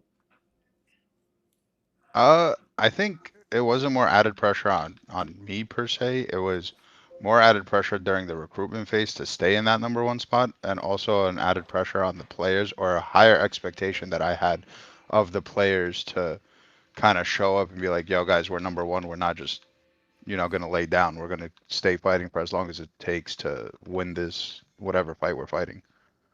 And that's kind of the mentality we came in with it. Like, we're going to keep going. We're not going to stop. We're going to, until the enemy is zone locked and not fighting anymore, we're just going to keep stomping. Okay. And you have talked quite a bit. And I know we spoke about this a little bit at the NYC meetup, and you definitely echoed this, at least parts of it, in your announcement. What has been, because like I said, again, you've been leading TFS, you've been the main R5 and then at times co R5, but still kind of viewed generally, I think, as the point person there since its inception. What have, for you on the management side, on the back end, what have been some of the challenges, maybe some of the good and the bad that has kind of come with leading the alliance from a management perspective on the amount of work you put in, you know, whether it's tasks, duties, stress, the amount of people you have to get in touch with, the amount of time you're spending. How has that evolved from maybe when you started TFS up until this point? When it started, we were still trying to kind of figure out how to do things. You know what I mean? It was still like new to me, like a new genre to me. So finding a structure of how to get things done was the most difficult thing. Once we had the structure and like how TFS and IMFS and all that has now like departments and department leads and kind of a little more delegation going on. Until we got to that point, it was like days and days where me and Saad and Cirque and other people would just sit up like planning things, whether it was like chaotic building and trying to figure out what to do, or war planning days ahead, trying to like figure out, like basically playing chess, like, hey, this is what we're gonna do if they do this, and this is what we're gonna do if they do that, and all that kind of shit. But once we kind of got that structure down of, hey, we have department heads that you're in charge of this, we expect this, it got a lot easier. Still a lot of work on the back end, deciding metrics on how to count how players are active and things like that. But past that, assigning the right department heads and getting the right team under them was the hardest part, to be honest with you.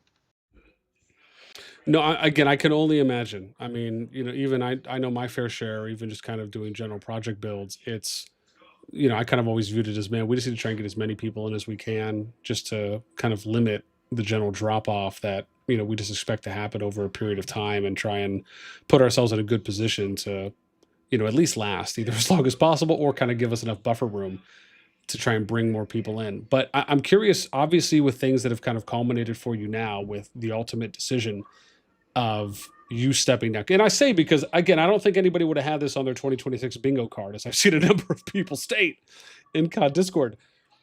What can you tell me? I mean, has this been brewing for a couple seasons? Did it really just kind of come out of nowhere and culminate this season more recently?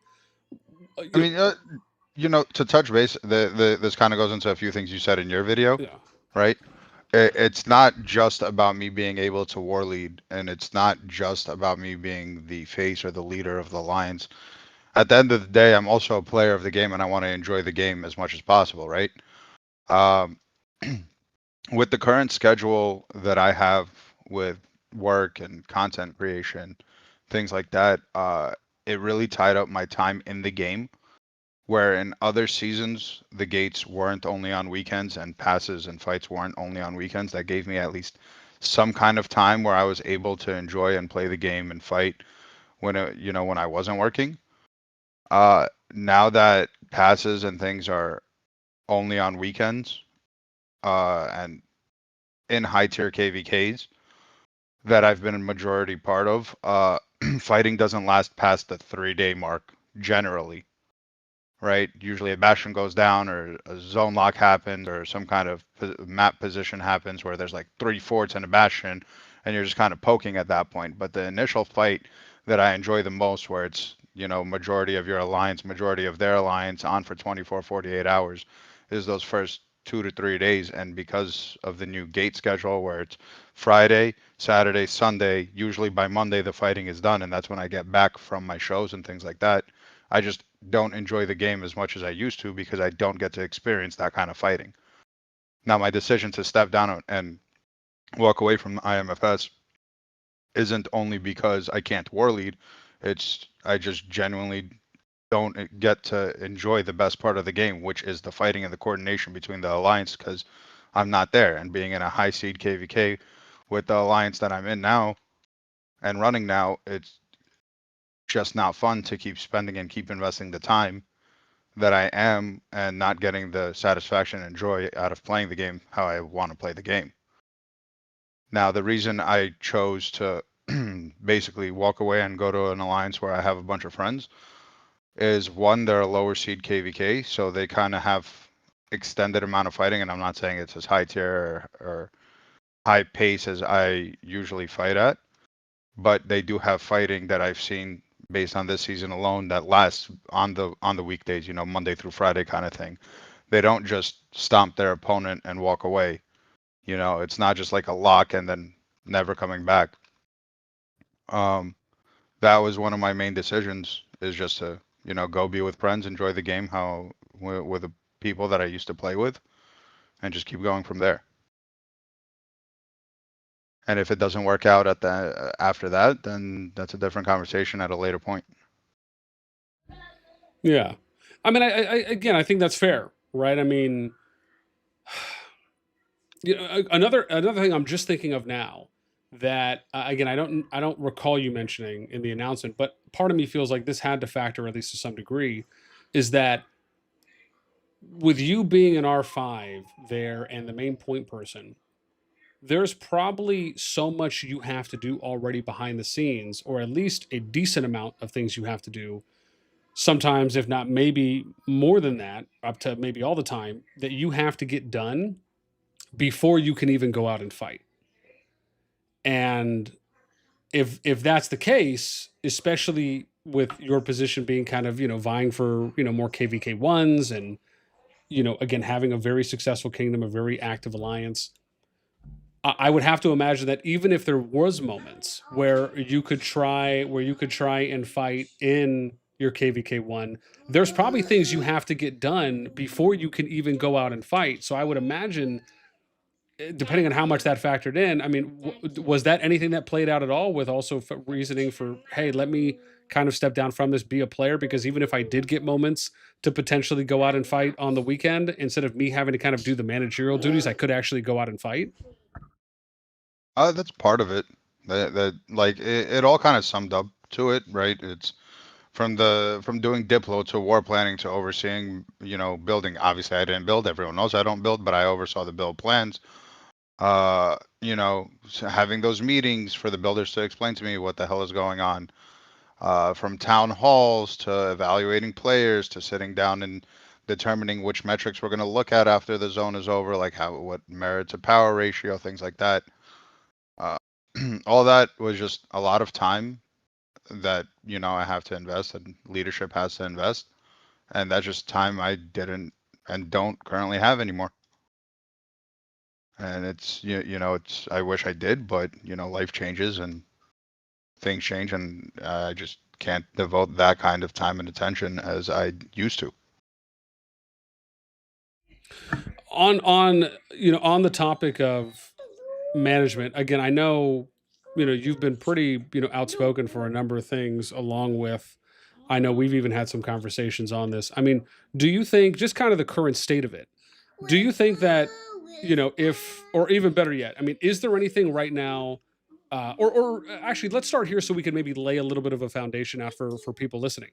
To you, in your experience at the moment, what are maybe, you're welcome, sweetie. What are the biggest time investors? What are the biggest time consumers right now for you in your position, your time there in management, that just literally soak up so much? Like, they're just things you have to get to, you have to address, and they're either on a daily basis or they happen pretty frequently, and it just demands your attention.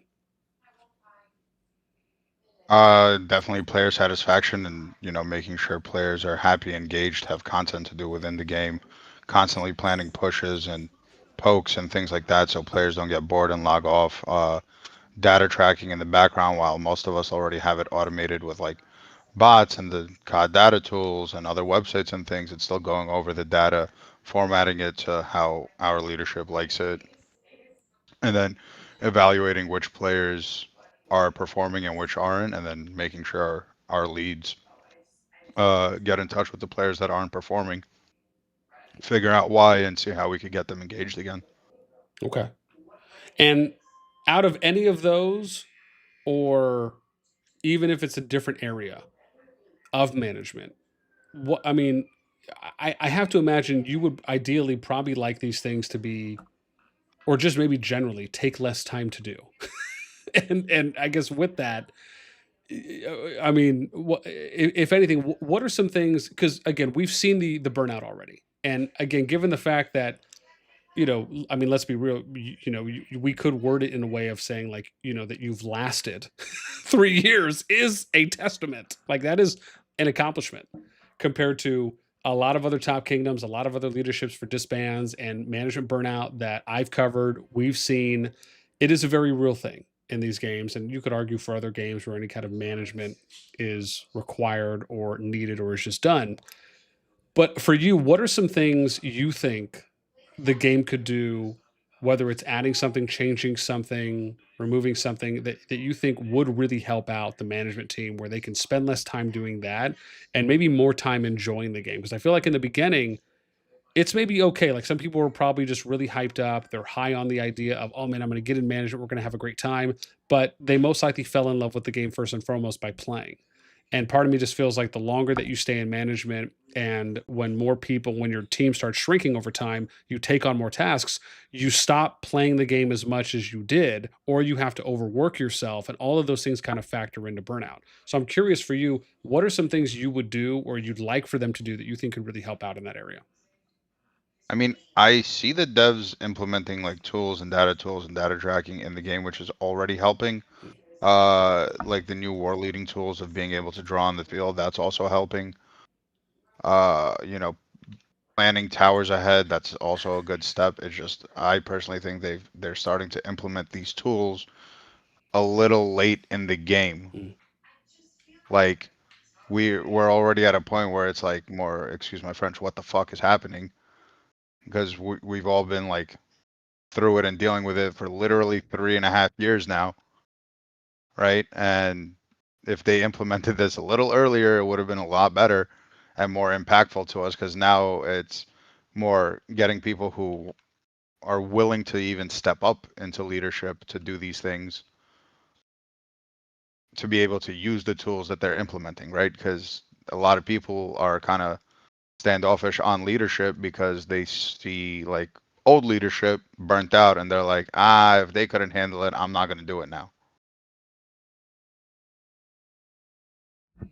Yeah, I mean, honestly, that's actually a good point. Is that it's the way you're making it seem is that it has ripple effects and it can affect other people that are either considering stepping up or maybe even they're doing some research before they consider doing it. And that could be maybe before they start in a kingdom or if they're in an existing kingdom and maybe they've been asked to step up and they go out there and kind of do some research to get an idea on, what's the expectation like.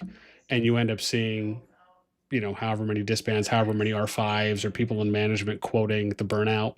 I have to at least imagine it probably plays somewhat of a role. So I think that's a good point that you bring out, that it just kind of has that splash damage effect for other people that may want to get interested. So how about when it comes to maybe like the current? So I do want to ask you about this, right? So we know that in the upcoming season, even though it's already started right now, in the current gen or the previous gen, or I should say just the current season right now in TRTD that has gone in for the team up phase. We know that they're obviously making changes to this on they're going to start basically doing the teams and then doing the Diplo for the upcoming KVK groups. I at least have been pretty vocal, at least from my end, on it is something I want to see them do.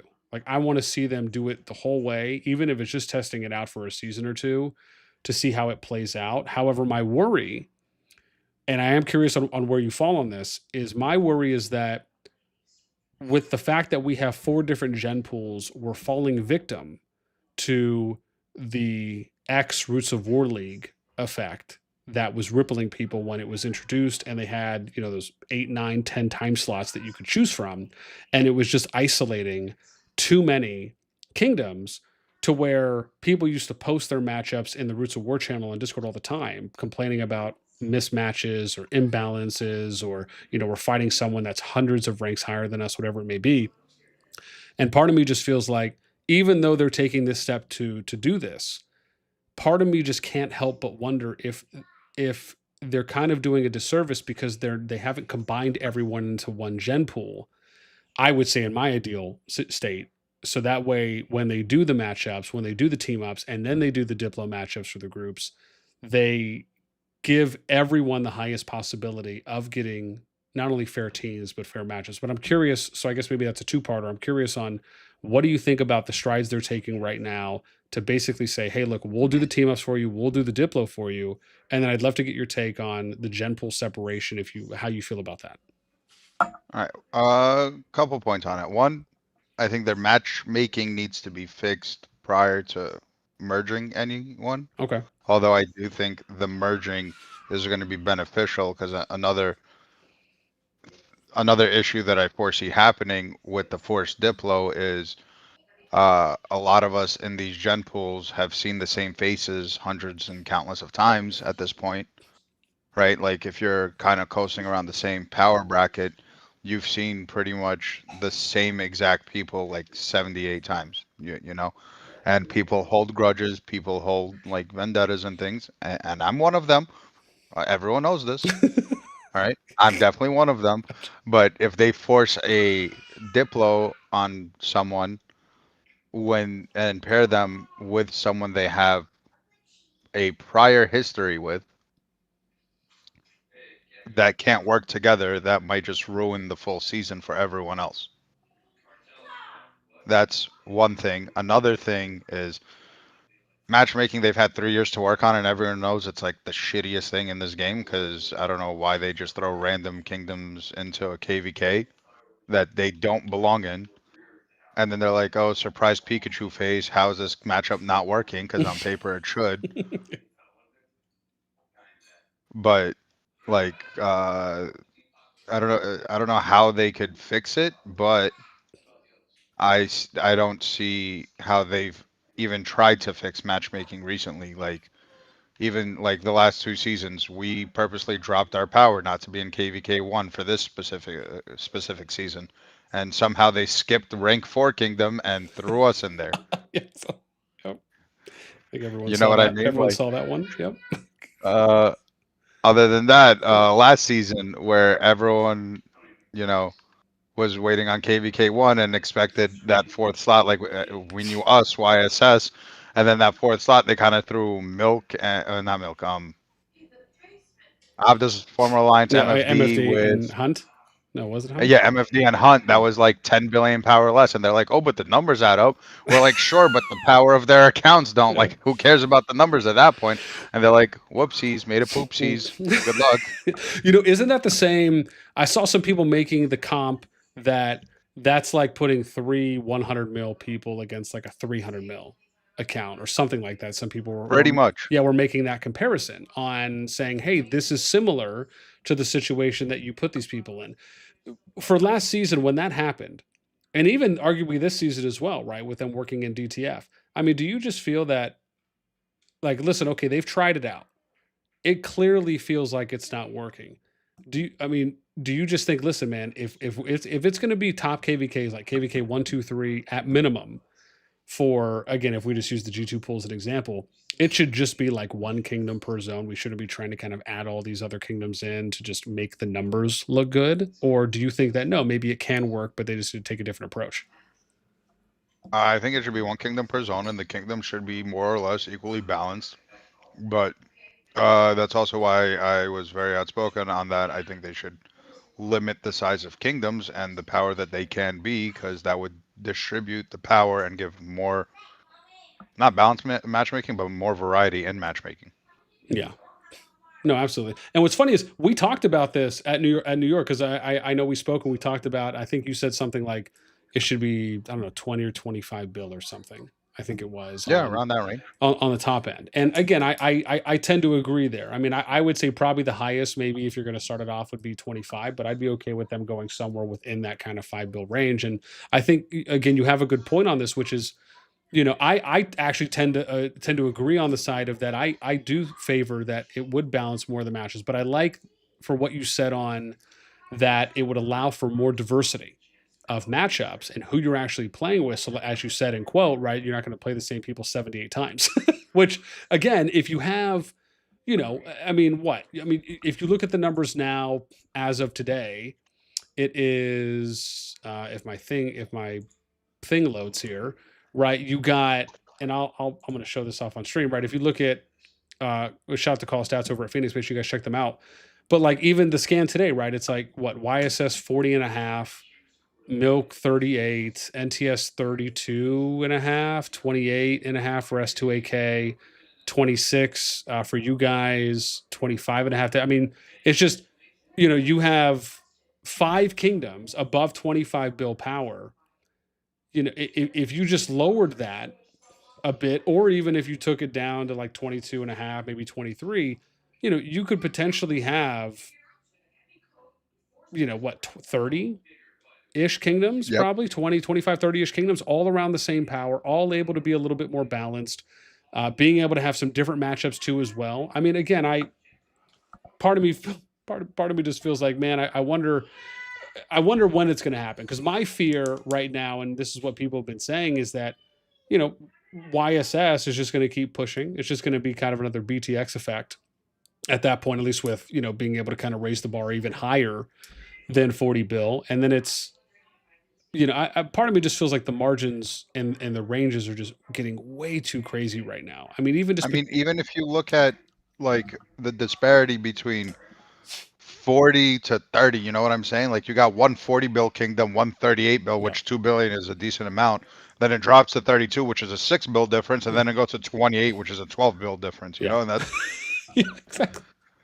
Yeah. That's in the top 4. You know what I mean? Yeah, no. And as a former R5 who has done this, when we're at the top and they say the server's full, we look at any possible way to try to get more people in. Like there was one season where we were sieging players out and not letting them log back in to bypass the server lock. You know what I mean? Like there were so many things that we do, and we get creative on how to get people in, like special migration tickets, whatever the case is. It's just that, if they lower that, then it would make the game a lot healthier and a lot better. But they obviously didn't, so here we are. Yeah, I mean, man, it's even to the effect of people like killing off troops just so they can lower. Just so they can lower it. I mean, again, like you said, it's people are going to do whatever they can. They're going to figure out how to min max and take full advantage of the system if they're at the top to continue and keep growing. And I mean, honestly, I wouldn't be shocked if we eventually saw YSS after the next brink of war, after this upcoming window and the next brink of war, to be like around 44, 45 billion. Like it just, at this point, it wouldn't show, because the trend historically so far is that it has continued to go up and up and up, and the ceiling keeps getting pushed further, like the goalpost and the ceiling keeps getting pushed either higher or farther and farther out. And it, again, I hope they view it for what it is and they address it, because I think that on top of all of the kind of segregation, the separation between the gen pools, it's just not doing them any favors. But I'm curious. I want to come back to the matchmaking thing you said, because this to me is an interesting topic. They have come out and they showed us at the meetup kind of how they prioritize the matchmaking factors. I'm curious for you.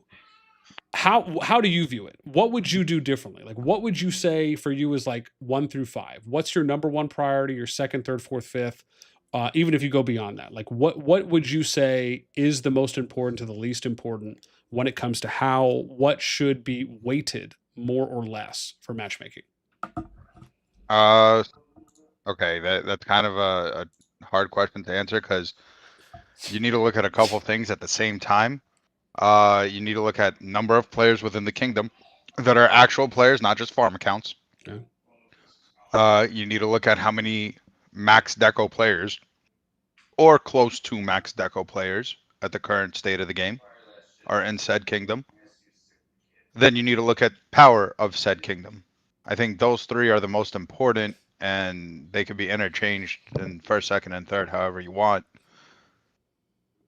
But that's really what it boils down to: is how many players the kingdom has, the power of the kingdom, and how many max deco players Okay. they have, and they should try to balance matchmaking so that whoever you're fighting against is relatively the same as you to make it more balanced and fair. And then it'll come down to strategy and activity and things like that rather than just, hey, I got more troops and higher deco, ooga booga, I slap you. Yeah. I get to punch down all day long. Tell me, for someone who's who's been working on decos for a while, you have a number of max decos. I'm sure like a number of other people there and in other top kingdoms. Just for the people at home, can you either break down, simplify what like the true? Because again, we've heard from people saying, well, look, if you're max account max deco, it's basically T6. How does it feel for you when you're with max decos fighting against other T5s if they don't have max decos or half of their decos are max or they don't have any? What is the general feeling out there on what you You're feel like the T6. difference in punching power is?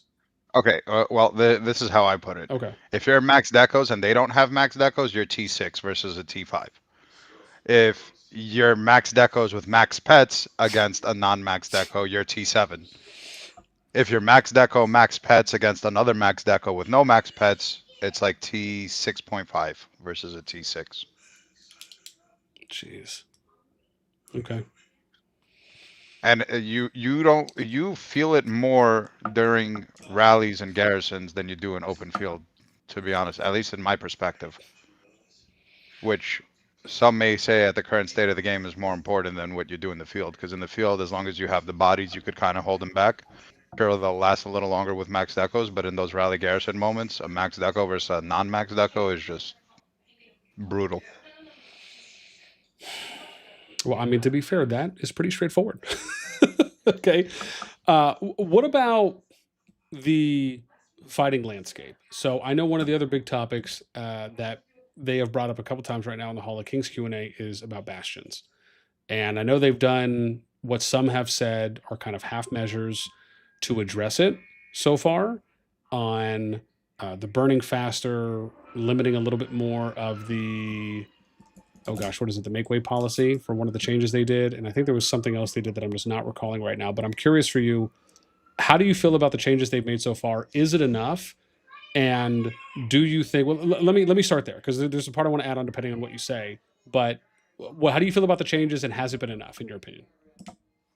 And what policies are you asking specifically? Well, no, again, just for the bastions and anything that applies or impacts the bastions on how you feel about its current status. No, not enough bastions are still game changing. You drop a bastion, most of the time the other enemy just chalks it up.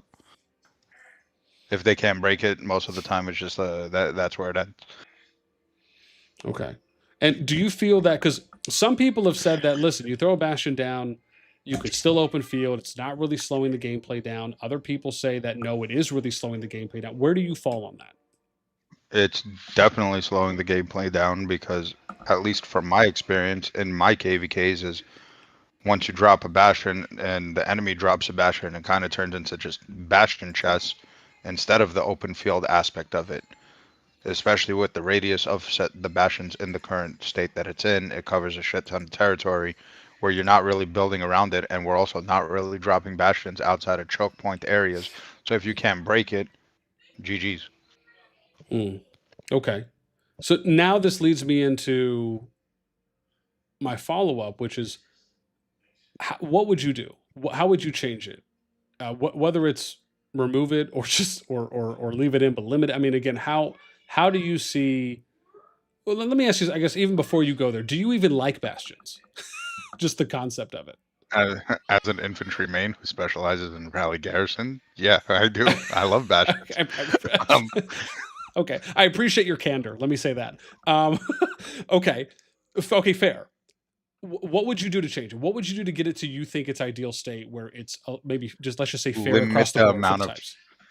Limit the amount of bastions a kingdom can have, period, not a per shell bastion situation. Okay. Also, the whole thing of them trying to limit it in you have to own a certain behemoth, and that's going to give you more bashmans. I feel like that's going to be cheesed, and you're just going to gather multiple behemoths like that. So I think that's just a cop out on them. Also, pause for a second. Tiny, I see your dono. I was Fuck gonna read you. it. So, yeah. Tiny says, "Man's asking Jason about game stuff. He's clueless. Imagine thinking Jason knows about policies or anything game related with multiple laughing emojis. You can tell the bromance is back in full swing." I mean, the bromance never died between me and Tiny. We've stayed in touch. We've played other games. We've chilled in Discord and talked shit the whole time.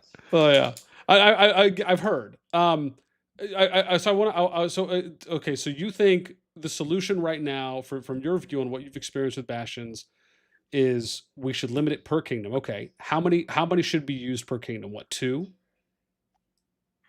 1 to 2. Okay. And I think even 2, depending on what kingdoms they are, might be a little too much for them. Okay. And I said, I asked about the bashes because for me, and I don't know how anyone else feels about this, but I remember, and I go back to those early days when, I remember for me, some of the absolute best war viewing, just as a spectator, watching the wars play out, was when, it was like, what the SN, the Jedi, the DX, those battles happening, those massive wars in the open field. Again, like I said, the season with you in the war, Dusk and Dawn, others. Like, to me, those are some of the most memorable kind of just open field mass wars, just like high intensity, high volume PvP lasting for multiple days to sometimes, weeks. And, for me, that at least is where I see a lot of the enjoyment. Personally, I almost feel like, man, why don't they try and do a little bit more on that? Like, I've even said things such as, hey, why not? And this has been suggested before, but it's like, allow your kingdoms to like build a bridge across a river or build a ramp up a plateau.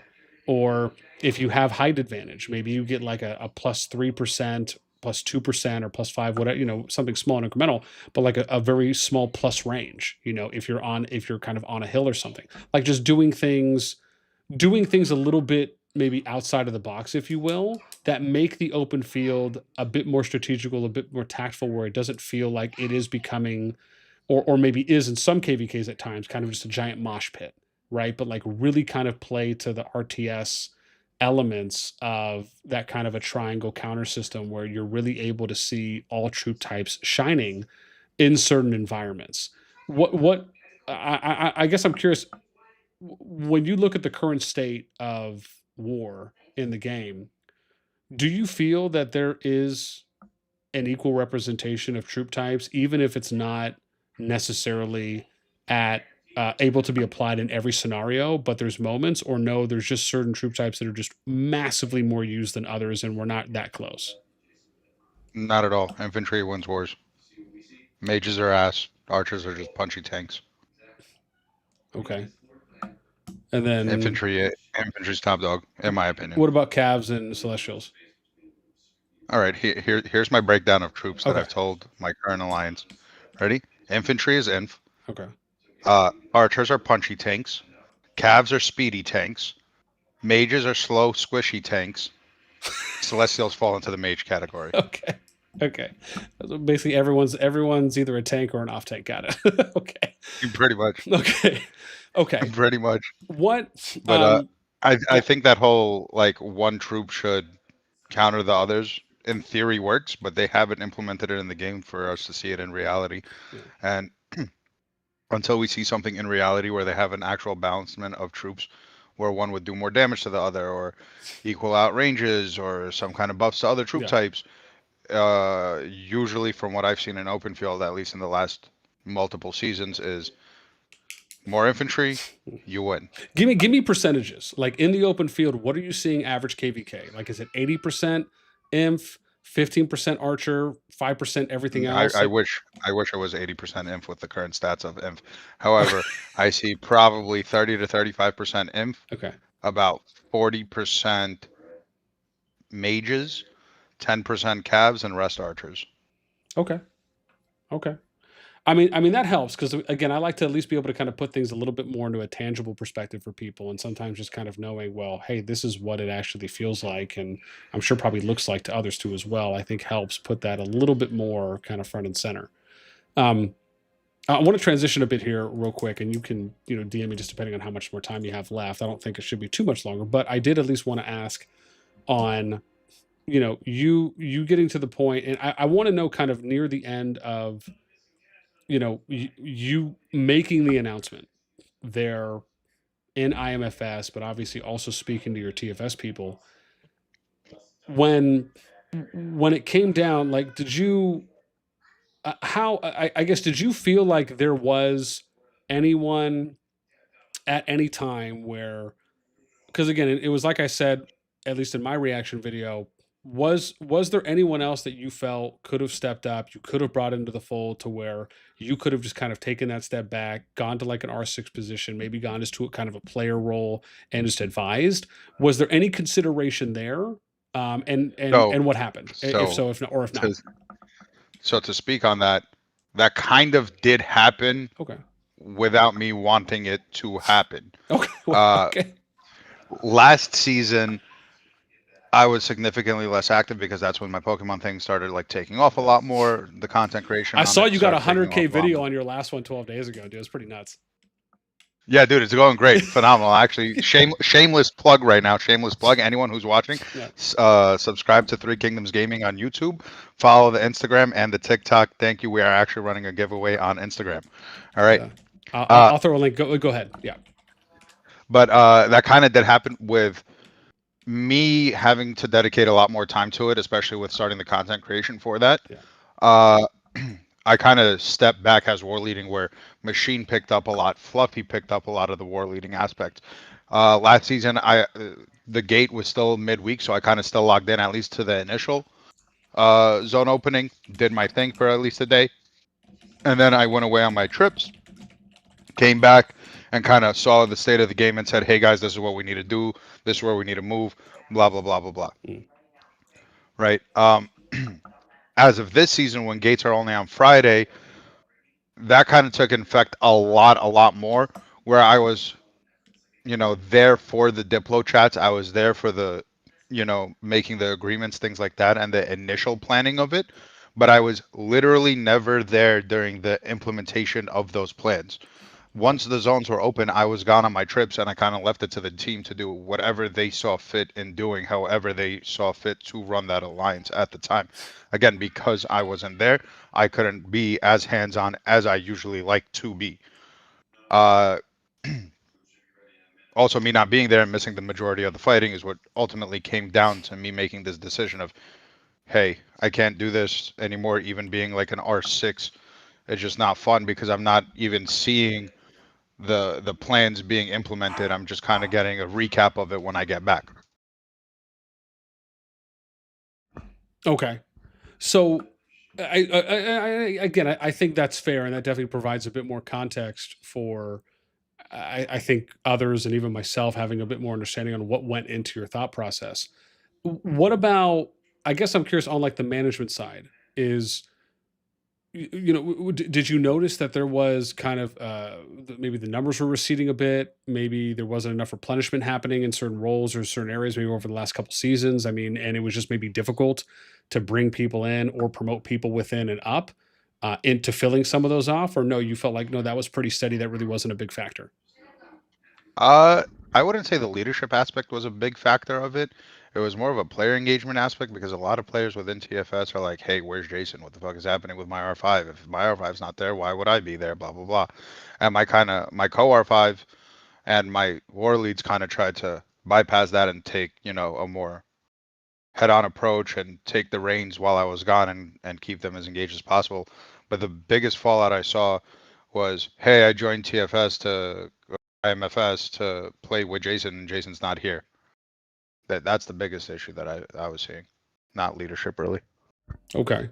And then I guess that segues to me for the next one, which is when it came to the consideration of, like I said, stepping up to an R6 or just stepping down, but being as a member, right? So maybe people could still see that, hey, you're there, your presence, you're there as a morale booster, even if you're not doing anything management related at all, and you just become a player. Was that considered? Was that an option, or you didn't feel like that because of I didn't feel like that would be the right thing to do and stay within the same alliance, because like at too any much point, baggage or if something to that, or maybe something else? it would have been, in my opinion, more of a, hey, why are you doing it this way? Jason's here, he would do it this way. Why don't you just ask him what to do? And I don't want to put Okay. that kind of burden on the current leadership of the alliance and keep having them refer back to me or use me as an example or things like that. So I kind of rather take myself out of the equation. Okay. And Also, I got a DM from Tiny saying your stream is 1 FPS. Fix your internet or whatever, because your stream is bugging and no one could hear you or us. Oh, for real? That's not what it's showing on me. It's not showing I have any drop frames. I don't know. That's a DM I got. Oh, yeah, I don't know. Let me close something. Maybe I have something else here. I don't know if that's affecting it. Let's see. Close that. Close that.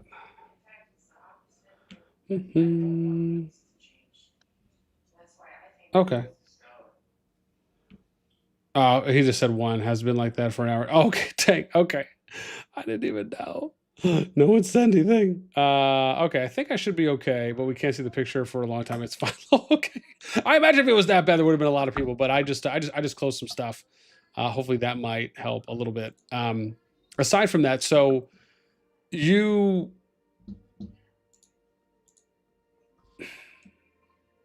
so with everything that played out there, and sorry, let me add on to what you were saying, because it feels like another part of this with the, you don't want to kind of put the burden there. I almost feel like if you stayed, or if you did opt to stay, when you're adding on like, oh, well, people would second guess and say, well, oh, well, is that the way Jason would have done it compared to who's ever there? Part of me also feels like another thing is that if you did stay, people potentially would be more, would consider reaching out to you more, where they would reach out to you about anything, where they would DM you more, or maybe they would say, well, hey, Jason, can you come and talk to these people? Or can you come and do this? Or can you come and do that? Do you think that could have potentially happened as well? Maybe that factored into like you not wanting to kind of either be, the person that they go to first, and you want the kind of new leadership to be the people that they go to first as well? That is definitely something I thought about as well. Yeah, I kind of don't want to be the go-to guy, especially if I can't dedicate the time and putting my all into something. So I don't want people to keep, having a crutch or relying on me in those kind of ways when I'm not reliable at the current moment with the current schedule that I have. Yeah. Okay. So you then opt to say, okay, I've come to this decision. It feels like this is the right time to switch things out. When you were figuring out where you wanted to go next, what was that process like for you? Was there multiple people that you were considering? Were you going and looking around? Did people kind of already start reaching No, out to you if they got an inkling? How did that play? I was gonna retire. Tiny convinced me to give it a chance. Oh, you were just gonna try. Yeah, Okay, dang. I was gonna put my account in server 40 since I still hold the shells there and just wither away into the darkness of God. Okay, jeez, dang. Man, like kind of almost like going down with the ship, or not going over the ship, but going and resting in your homeland. Pretty much. And Tiny being, a good friend of mine, I was talking to him about it. He's like, bro, just give it a season. Like, watch my KVK. We've been fighting even on weekdays, blah, blah, blah. And I was like, all right, cool. I'll try it out. Wow. And that was it. But if that didn't happen and if I was considering anyone else, I really wouldn't consider any other kingdom other than Tiny's, because those are my friends over there and I'd rather play with them, and no shade on other kingdoms, but I don't like their leadership. And I would never play under someone that I don't respect even a little bit. Okay.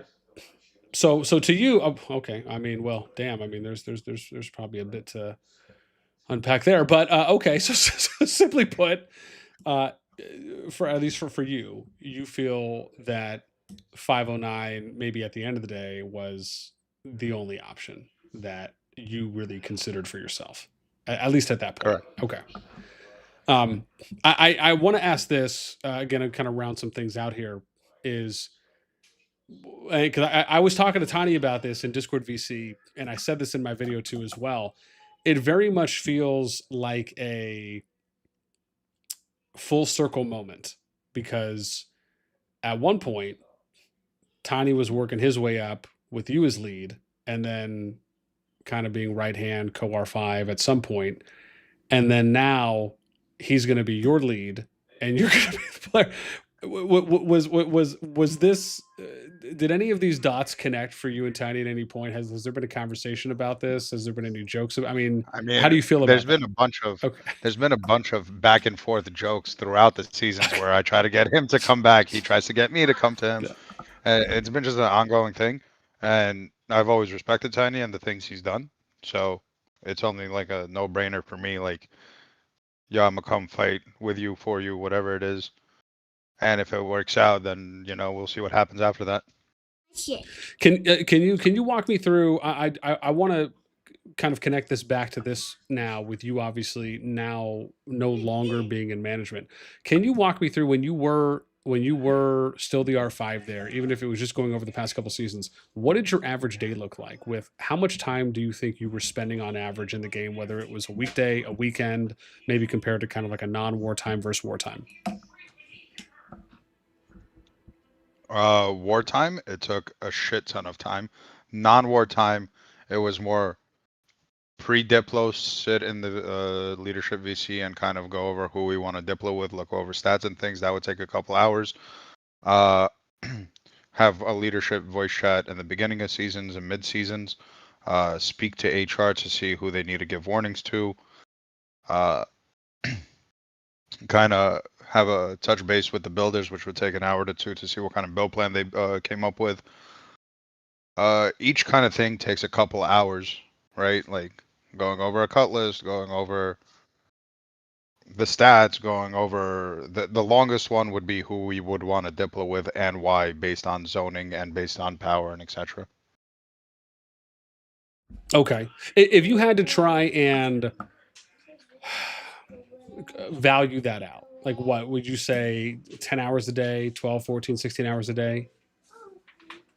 Ish, around there, yeah. Okay. I would say that. Okay. Also, just to clarify, when I say during war times, it's not R5 time that takes a lot of time during war times.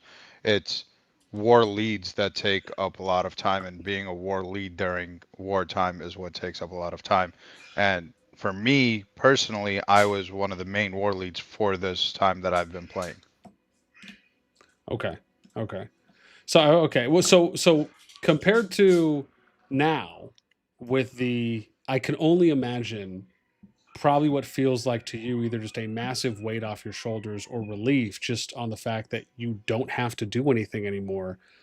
What does that feel like for you now? Because it has been arguably almost probably 3 years since you haven't had to do anything management wise.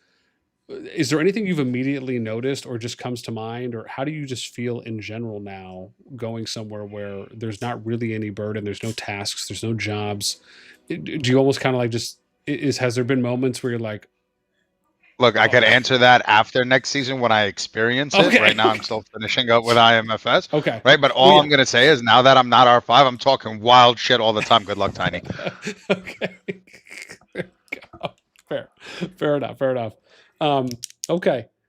Well, I'll be honest, man. This has been an absolute pleasure, and I can't think of any better way to be able to sit down and have a conversation with you, Jason, celebrating and acknowledging the time that you've put in as, again, one of the iconic R5s and leads in the game. You are absolutely, and have been, I would even say, the most, if not one of the most outspoken people who really loves the game. You want a lot of good things to happen, and even when it has been, I mean, listen, man, you've kind of been at the bottom and and risen multiple times with the rebuilds that have happened and the times that I've covered it, or you guys going somewhere new and just the general ups and downs and you guys sticking with it, being at the top, falling, coming back to the top. I mean, and just the perseverance.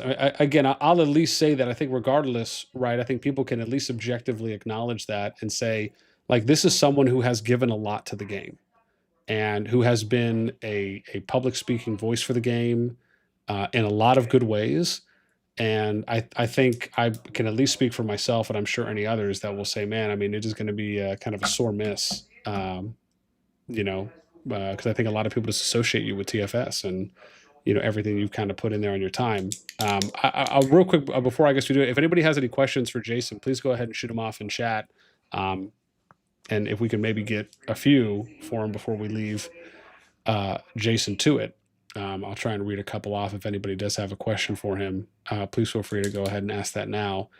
I mean, I guess while we're waiting for that, I mean, does it kind of feel, I mean, I know you're not there yet, but I mean, does it kind of feel, I guess, maybe a little bit bittersweet on, It definitely does. Okay. This is definitely not something I intended or wanted to do. Right? It's just, again, with the new changes of the game and how the timing is of the game and things, the correlation with, my business and things. Unfortunately, it's a decision I had to make. Yeah. I'm not happy about it, but here we are. No, fair. While we're waiting, I do have maybe one last question for you. Anything you would like to see, and I think I might have asked you this as well at New York, but again, I know sometimes things can change. Anything you would like to see them add to the game that you think would improve it, remove or change in the game?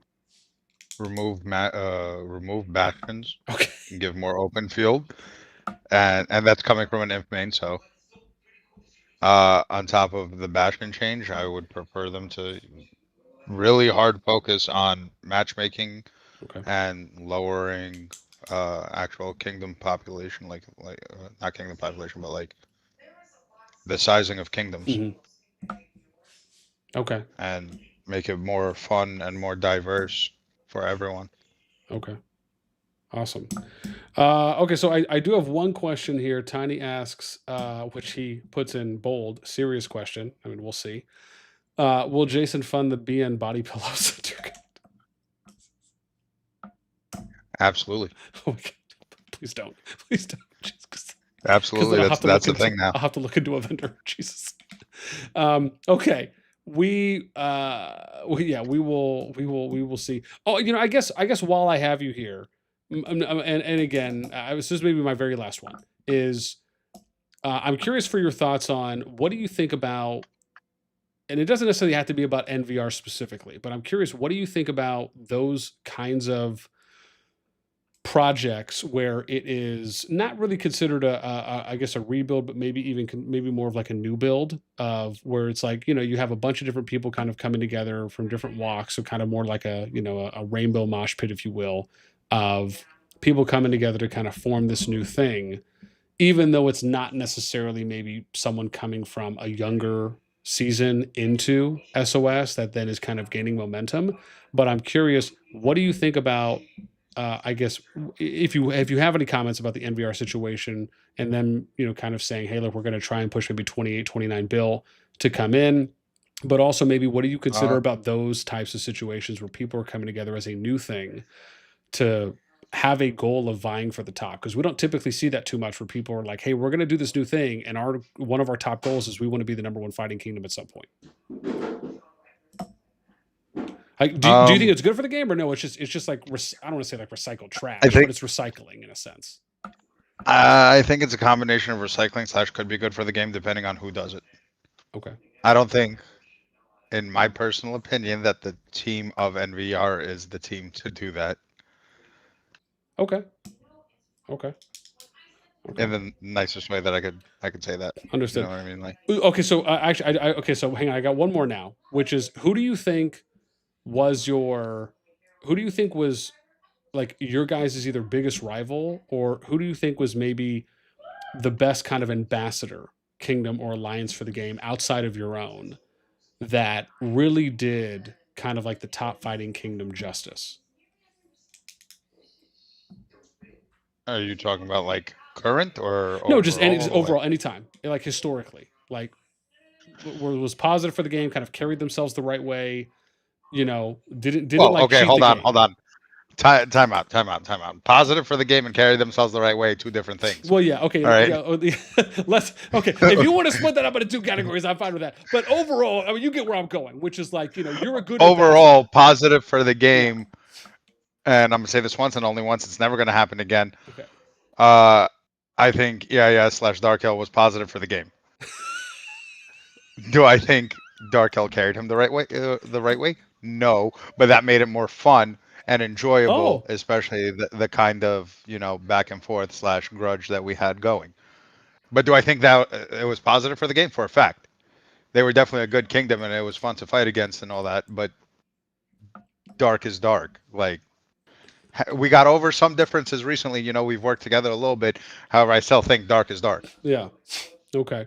I mean, yeah, because I mean, I will say it feels like over the past 2 seasons, yours and Dark's relationship has made what only could be described as insurmountable, mountainous levels of movement in a trajectory that I don't think anyone has seen coming. Even though you could say baby steps, right? It just, yeah. Yeah. Anyways, okay. Fair enough. I will take that. You will not be asked again. Let me see real quick if anyone has anything else to ask before we let you head out of here. Because again, I know you've already given us more time than I know we had talked about. I very much appreciate that. Let me see if I'm missing anything. I don't think so. All I saw was someone say that we need two versions, being as Big Spoon and being as Little Spoon. That is a statement. Okay. Let me see if I'm missing anything. I don't think so. Okay. I think we're all caught up. In that case, anything you'd like to end with? As always, you already know the drill. I like to ask any shout outs, declarations, or shots you'd like to fire before we let you go. Shout outs definitely to the leadership team who's held it down for me for the last season, especially since I've been gone. They're killing it. They're great. They're amazing people. Love them all. Shots. Fuck NVR. Abda's a bitch, and that's pretty much it. To be honest. Okay, fair. Also, okay, are we going to see you at the next meetup? Yeah, I'll be there. Okay, all right, dope sauce. Now the big question, and I already asked Tiny this: Are you gonna put Tiny in your suitcase and bring him with you? Tiny will be in my suitcase with me, and he will be holding my pocket the whole time. Okay, fantastic. That's minimum expectations. You guys heard it here first, and then that way I can get a bromance interview with you guys too as well and double up. Okay, sounds great, Jason. Listen, man. As always, it's always a pleasure. I always appreciate the time, and I absolutely wish you the best of luck. And hopefully, once the season finishes for you, as I know we have a little bit of time left, I hope that you get at least a much needed reprieve prior to your next adventure. Appreciate it. All right, man. We'll talk to you later. Later. Wow. Fam, listen. The man, the myth, the legend, Jay Geezy. Man, what more can be said at that point? I mean, geez. Honestly, that was great. I mean, we talked about the TFS history. We talked about the lead up and the build up to him stepping down, what factored into that. We got some game, state of affairs talk. I mean, really an all-encompassing interview, I would say. I don't know if it gets more fulfilled than that. So again, man, shout out to Jason. Make sure you guys check out his YouTube at Three Kingdoms Gaming on the Pokemon venture. Honestly, if he's ever out here in Atlanta, I'll have to ask him when he comes out, man. I wouldn't mind coming out and showing up and lending some support over there. I think it's always great to see people succeeding in their own avenue and their own lane. So definitely wishing him the best success out there. Let me see how long we've been going. About 2.5 hours here. So listen, man, we had a chance to listen to and react to the NVR Town Hall video. We got the interview with Jason. I'll definitely be releasing these individually too as well. I'm going to be honest, man. I don't know what's been going on with live chat because it feels like it has just been crazy over there. You guys have just been on another level. I think I saw someone post that said live chat is basically Discord Gen Chat without mods. I mean, again, I haven't been paying attention too much. I've been seeing a little bit here and there. It feels like it hasn't gone too overboard, so I appreciate that. You know, I don't mind if it gets a little banterous as long as it just doesn't go or cross over any lines, preferably. Darth, we will destroy NVR, Jason. Don't worry. Yeah. Laura, what's up? Welcome. Strafer, what up? Nikau, what's up, man? Oh, always nice to see some friendly faces that I had a chance to meet up at NYC. Barbs, what's up? Tran, what's up? Dark still hanging out. Oh, did Abda dip? I know he was here for a minute. I don't know about hasn't gone overboard. Had a dude mentioning people's wives and kids. Oh, really? Oh, geez. I did not see that. Maybe I should eventually at some point promote a mod or two to help out. If anyone's interested, as again, my hope is to try and stream a little bit more. If anyone's interested in being a mod, just shoot me a DM on Discord. I wouldn't mind maybe having one or two to start. Listen, again, I will say, man, I hope you guys appreciated the stream. I'm probably going to close out here in a little bit. Like I said, I'm going to have these 2 videos up tomorrow.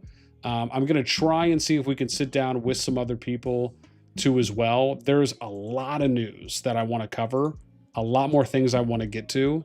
And I can tell you, I literally have a sheet full of I have a sheet full of news, just so much stuff that I want to talk about, some investigations we can do. I think I'll say this, right? I'll tell you a few right now that are kind of on my mind, and you guys can let me know what you think. So the milk thing to me, I think is pretty fascinating. And Dar said, Jason said F NVR, that's the main topic. I mean, listen, man, Jason's Jason. That I'm sure some things will be clipped. But overall, I think Jason's a good dude. He's good peeps. And but like I said, man, I think the milk thing is super interesting. Just the angle of trying to maybe speak again. I would love to see if we can maybe get Kirito or maybe Midget in here from Milk, just to kind of like hear from their perspective on kind of, what went down, what played out, how did the season maybe come. I have to reach out to them. I haven't reached out to anyone there in Milk, but I would absolutely love to go and sit down and talk to them.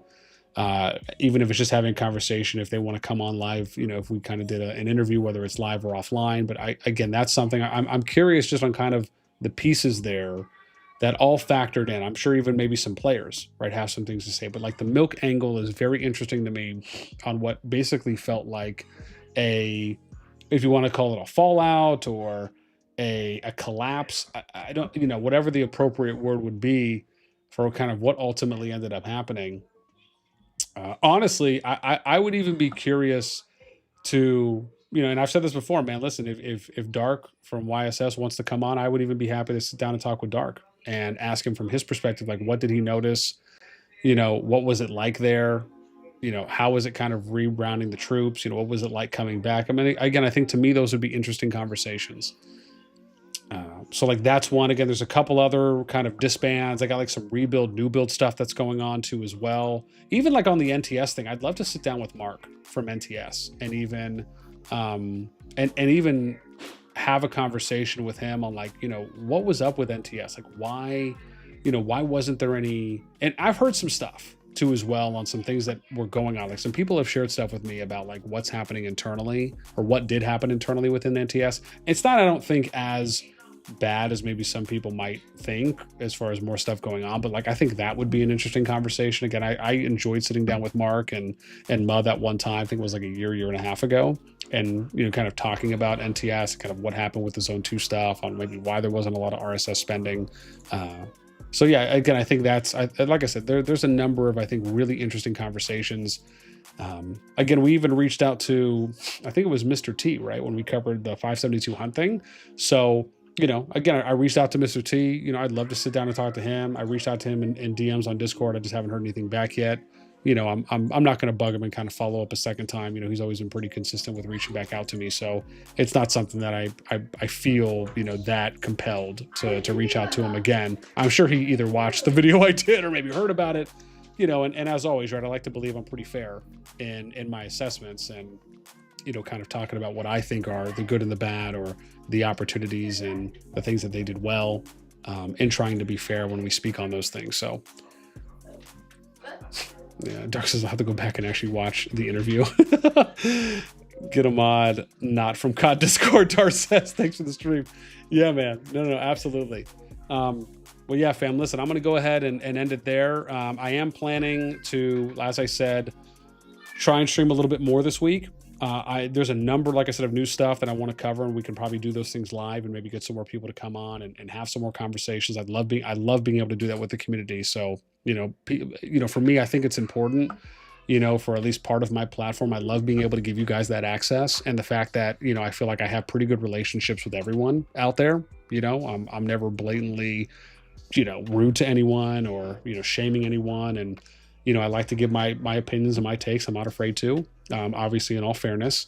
And so hopefully we can do more of that, because I'd like to believe that you guys out there as members of the community, you like being able to hear from some of these popular figures and being able to have certain levels of that access and being able to interact and ask questions. So to me, that's really important to be able to show that and to be able to give you all that chance of being able to listen and to interact with those people. So yeah, like I said, a lot to do. And again, even with migration season coming up here, we're definitely going to be going live during summary. We'll be covering that, especially along with the registration period and talking a lot more Row League stuff.